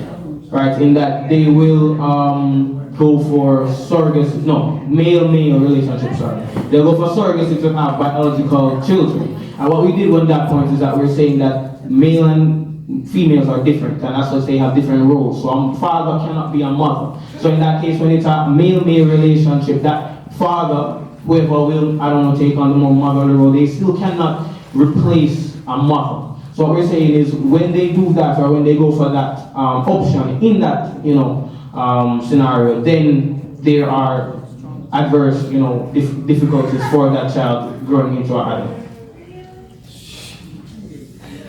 Okay, so you keep saying the word traditional family, and I think that is a very overt statement because there's numerous anthropological studies that show that the traditional family myth that you're pushing is not true. That the original family structure was not a male breadwinner. That being said, how do you cope with the fact that there's numerous studies that show that the traditional family has negative impacts on the mother, like prenatal death, like postpartum depression, lack of communication in children, that these lacks of fathers that are in their children's life, that are wanting to be breadwinners, have negative effects, negative consequences like isolation for the children, depression, anxiety, like lack of connection, abandonment issues. All of these things that you are pushing on the children, that you are rejecting the choice of women to have, that you are rejecting the choice for women to be able to choose that they don't want this. You are rejecting that choice, And in doing so, you are pushing the myth of a nuclear family and a traditional nuclear family in your mind. That is not only wrong, but harms children. And how do you cope with that? That's the question.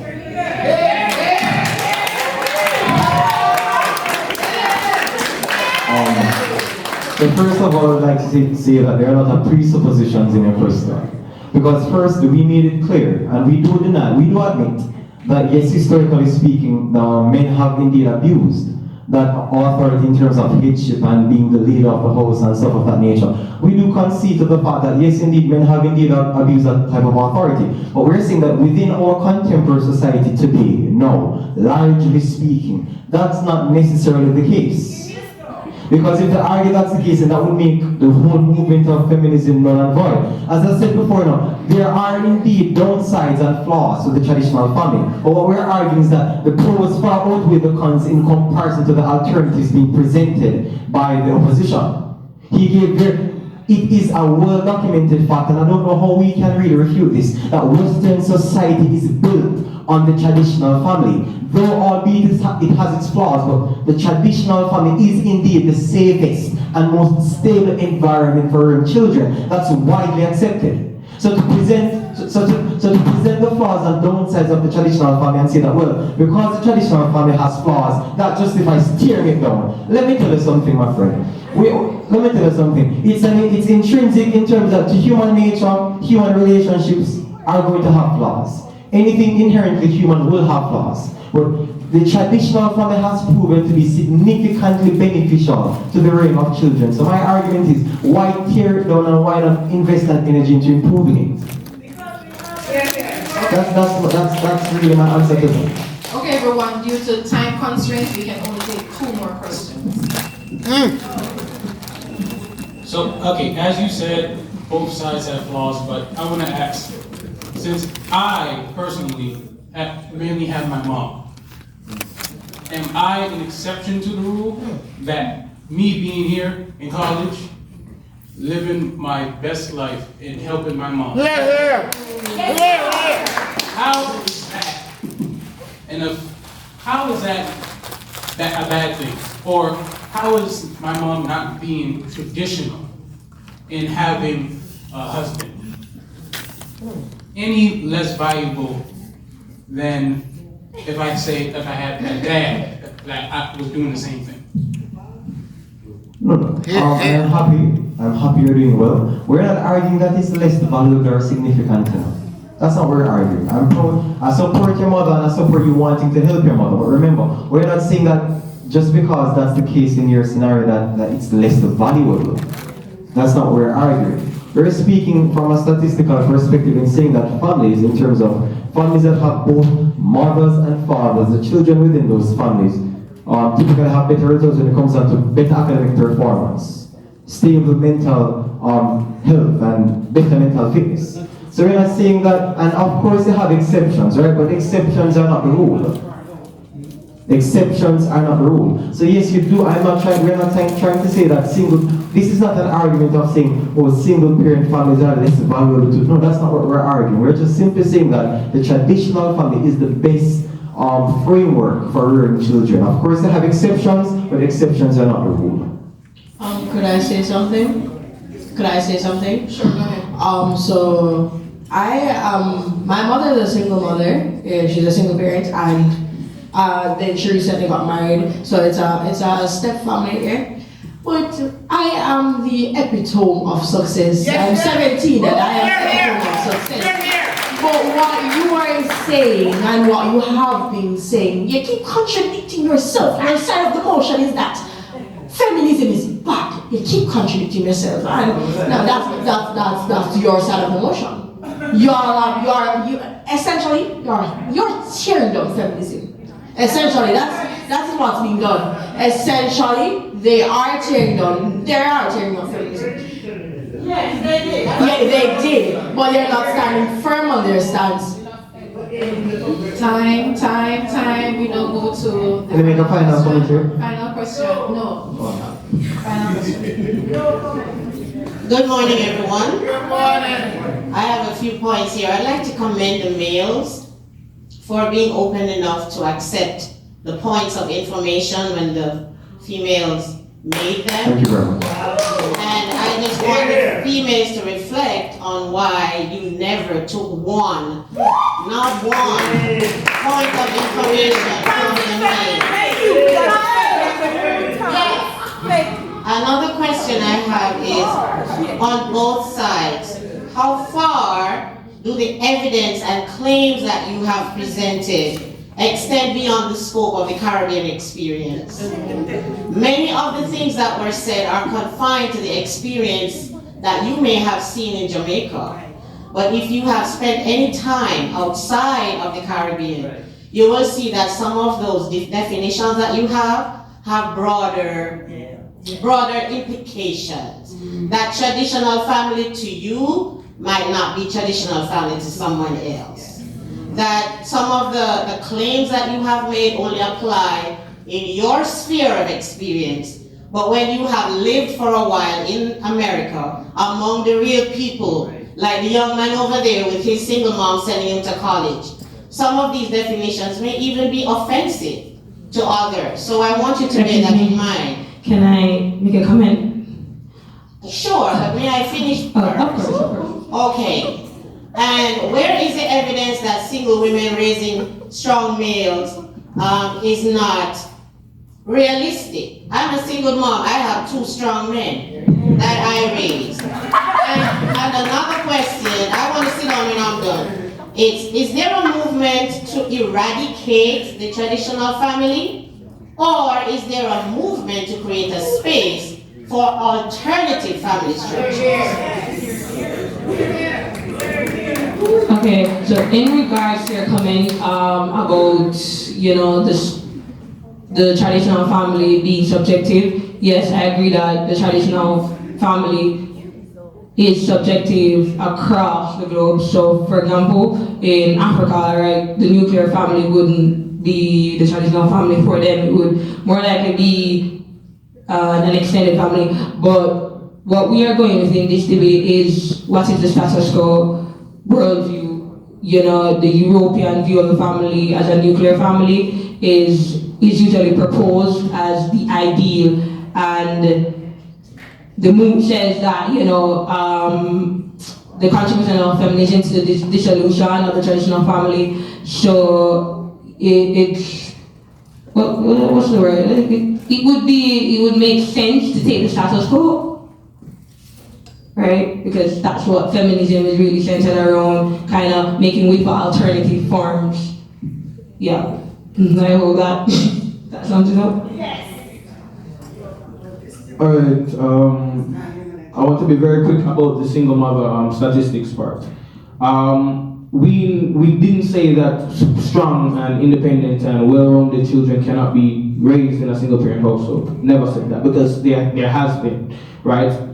Many of my friends, many of my acquaintances have been raised in single parent homes and they are striving, right? MsBJPeart here was raised by his grandmother, striving, right? Amaya, her mother was a single mother for most of her, striving, right? We didn't say that it's not possible. What we're saying is the statistics, right, here in America show, right? I don't have them up right now. If I did, I would read them to you. But single parents, children, especially boys in single parent households, go to jail more often.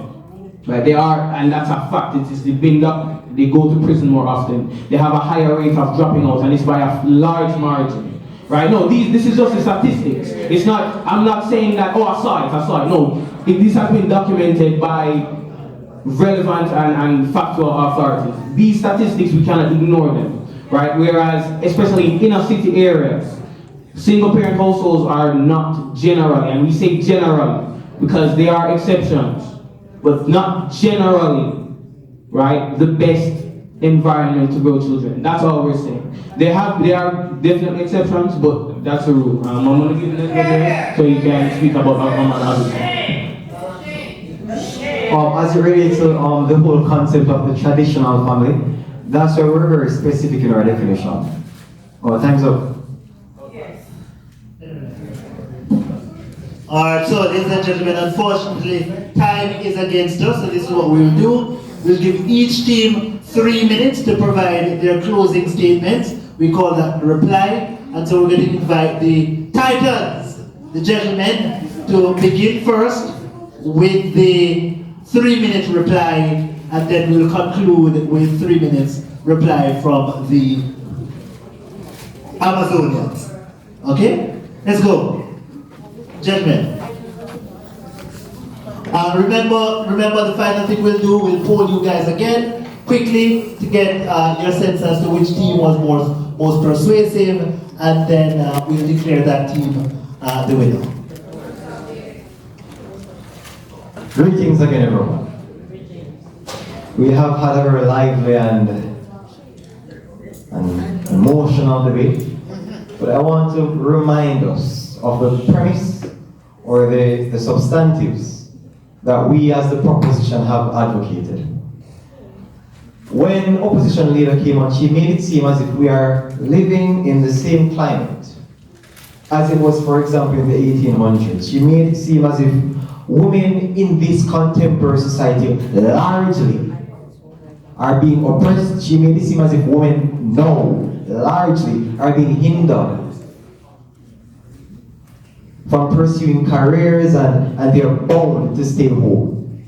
And I really wanted to ask, is that really the reality now in America? Yes. No. Is it, you're not an American, sir, I'm so sorry. But is it really the case in America now, presently? I am not, and this is the thing, my friends. We as the proposition, we have conceded that yes, men have abused their power and authority in the relationship, and we condemn them. Yes, men have committed atrocities. Yes, men are the ones many a times who are practicing and perpetuating domestic abuse. Yes, but we condemn it. But what we're saying isn't anything better? Are we really in the same situation we were when feminism was just in its inception? And if that is really the case, then what was the purpose of the feminist movement? Just to think for a while. They came on passionately and they spoke and they gave their arguments, but I want us to really consider if it's really the case that we're living in the same climate as it was in the 1800s, for example, what purpose has the feminist movement served? What does it accomplish if we follow their line of argumentation, my friends? What purpose then? It serves no purpose.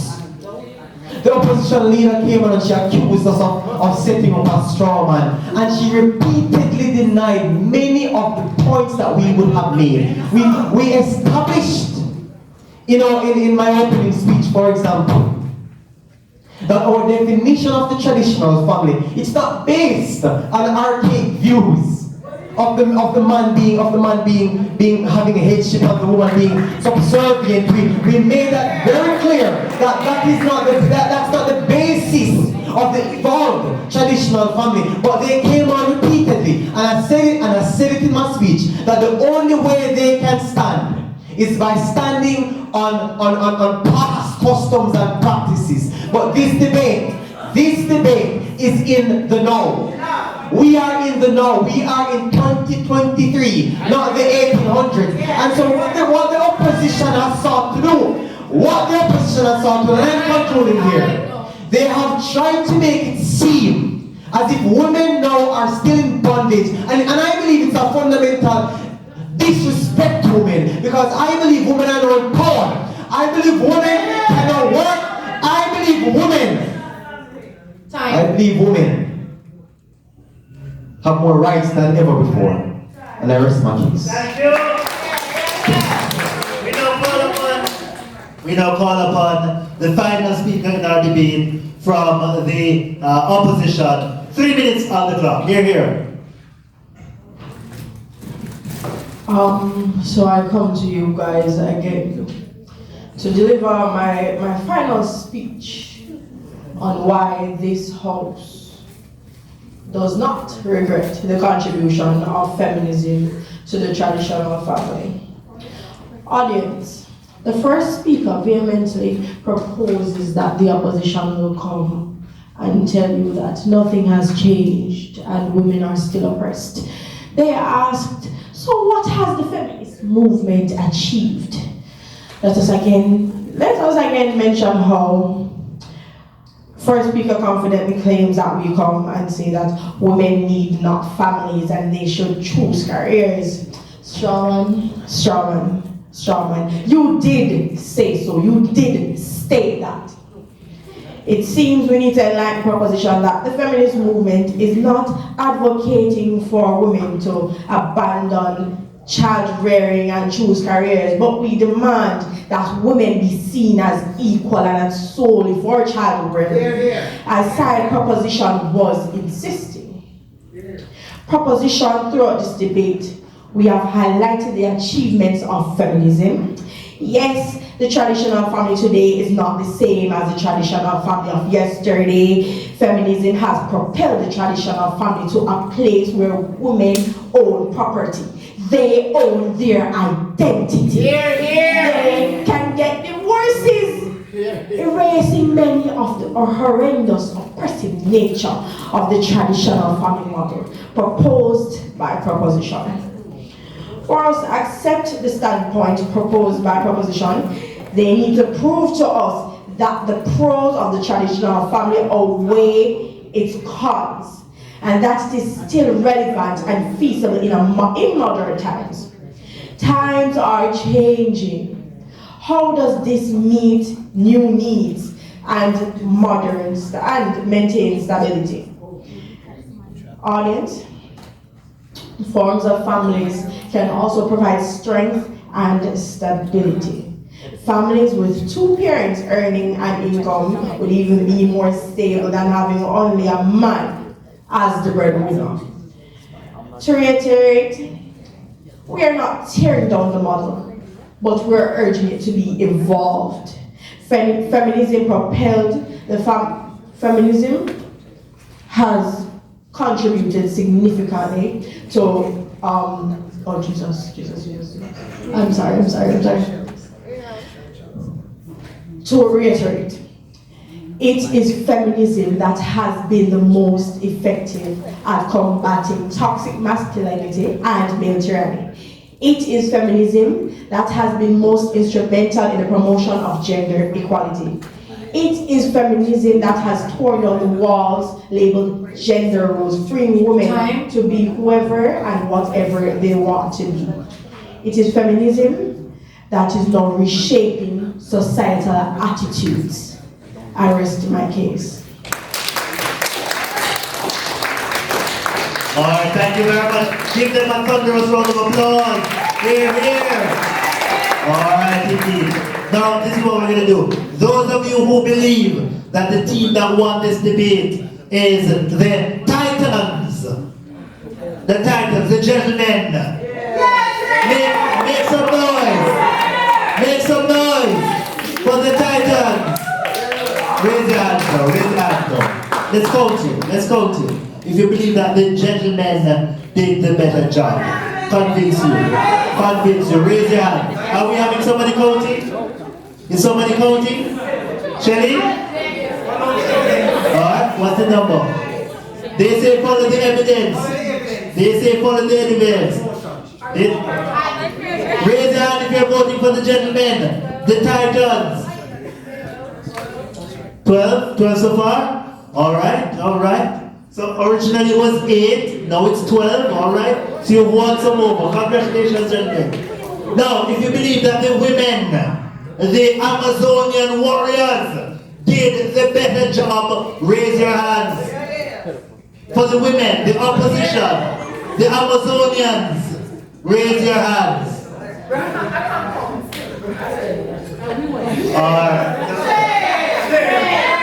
And so, ladies and gentlemen, this debate has been won by the Amazonians.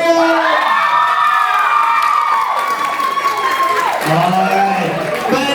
Finally, let's decide the best debater. The best debater. Was the best debater Andre Nesbitt? Raise your hand, Andre. Andre, raise your hand. Stand up, Andre. Raise your hand. Okay? Andre Nesbitt, raise your hands in favor of Andre Nesbitt. If you think he did the best job of all the debaters, raise your hands. Okay, somebody please write this down. 7 votes in favor of Andre Nesbitt. If you think that his partner, Romar Bryan, did the best job in this debate, raise your hands. Romar Bryan. Romar, please stand. So if you believe Romar Bryan was the debater that you found most compelling, 3 votes for Romar. Let's go over to the opposition, the Amazonian. Amazonian Chambers, stand up. Come on, calm down. Be quiet. Hands don't talk. Raise your hands. Raise your hands. Raise your hands. A measly 50 for Moya. A measly 50 for Moya. Hands down if you think Sashana Morgan was your best debater. Raise your hands. You can only go one. Let's go. Amoya. Sorry. Sashana Morgan. Amazonian Warrior 2. And so, ladies and gentlemen, boys and girls, the best debater, the most compelling, the most persuasive speaker in this debate, Amoya Chambers. And the true champions in this debate, our audience. Give yourselves a round of applause. Thank you very much.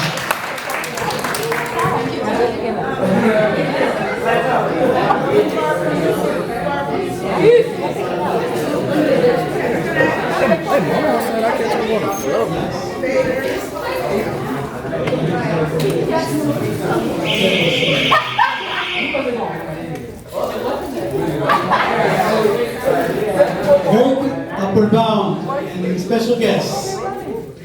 Thank you for coming today.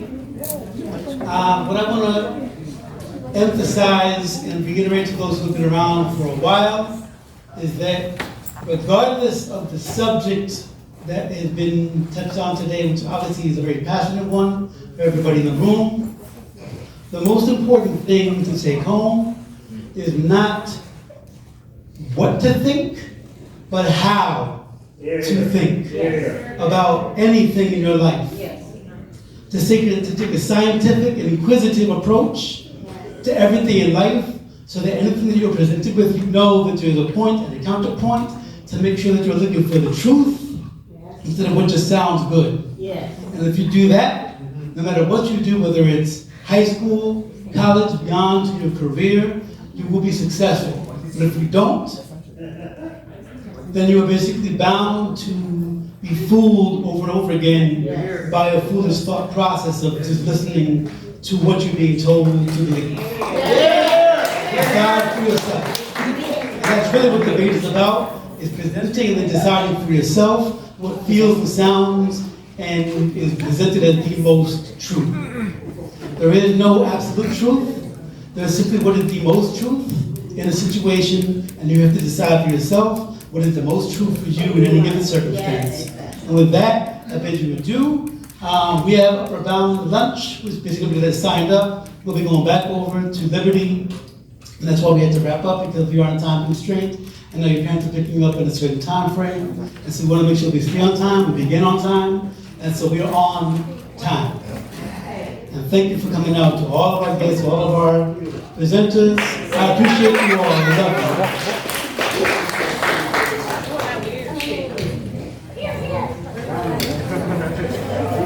Thank you, everyone. Where's our best speaker? Thank you, everyone. Thank you.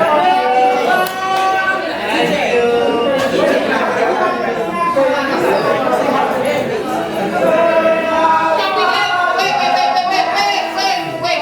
Can we get a quick picture of some of the upper halls today? Can we get a quick picture before they go off to lunch, please? Amaya? Can we get a quick picture of some of the upper ball students? It's going right in front of the stage. No, I haven't seen her in years. Oh, okay. Maybe one of those things.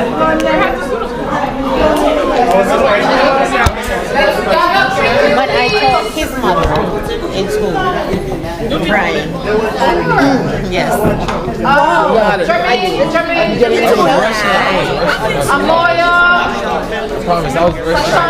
Right there, Jermaine. Yeah, right there. Right there. Yep. Right there. I'm coming to work. I should do the prayer.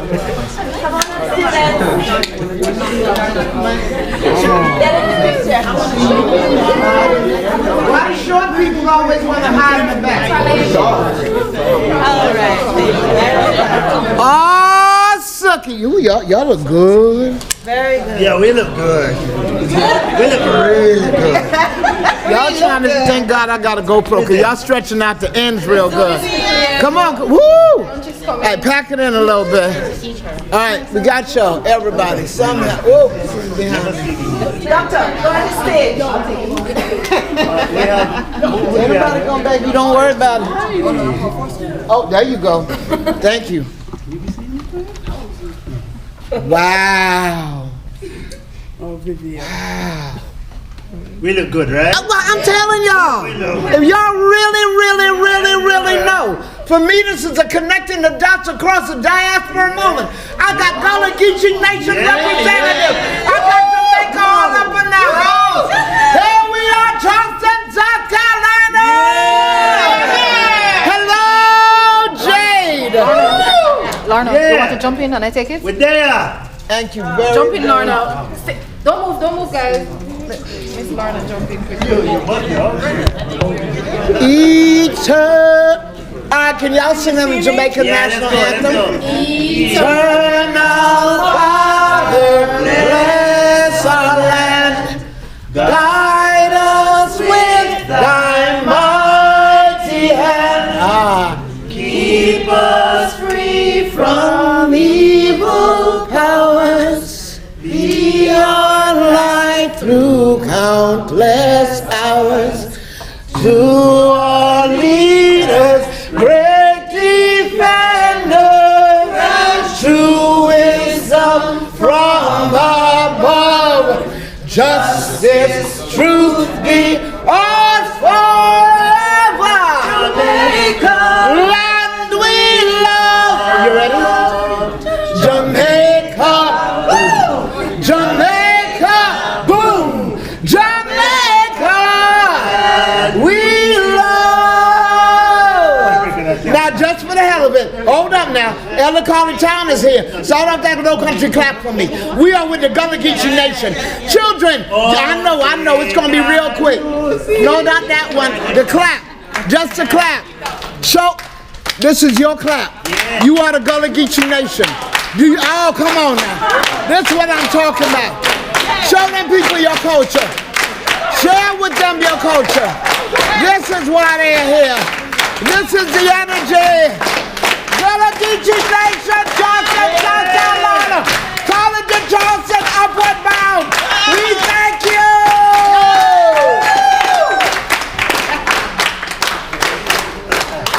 Now don't let your limb cuss me out. Y'all go on about your business. Amen. Oh. Yes. Yes. Let's get together and feel alright. One love, one heart. Thanks and praise to the Lord, and we will feel alright. Let's get together, feel alright. You going back to sit down? Mary, I am for the traditional. You ain't got to do Jermaine. Hi. Mary. Who's Mary? Mary is the first person that showed up with a check at my house. Oh, Mary. Can I get a hug? Thank you. You guys are great. Thank you so very much. Thank you. Brenda. Oh, you enjoyed the debate? It was noisy, right? It was chaotic. Oh, well, here's a very important fact. Mary is a Benedict alumna. We're going to Benedict on Monday. I heard. We're gonna disturb some classes at We need more of this kind of stuff. Oh, we do. And to let them, as loud as they, oh man. So I believe that a debate is a participatory activity. Yes? Okay, your question was for within the forum, right? Or overall? Thank you for enabling me. Come on. Thank you for We don't leave you out. Your name again?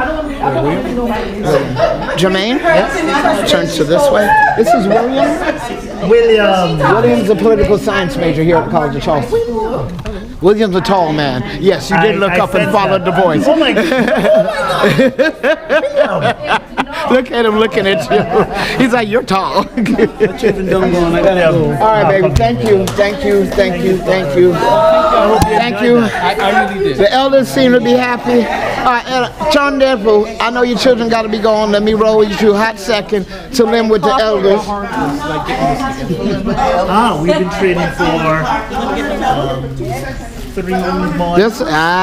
There you go. I got to lemon the elders. That's all that counts. Listen, he ain't got him here by himself, and I ain't get the guidance either. We'll talk. I thank you. Give thanks.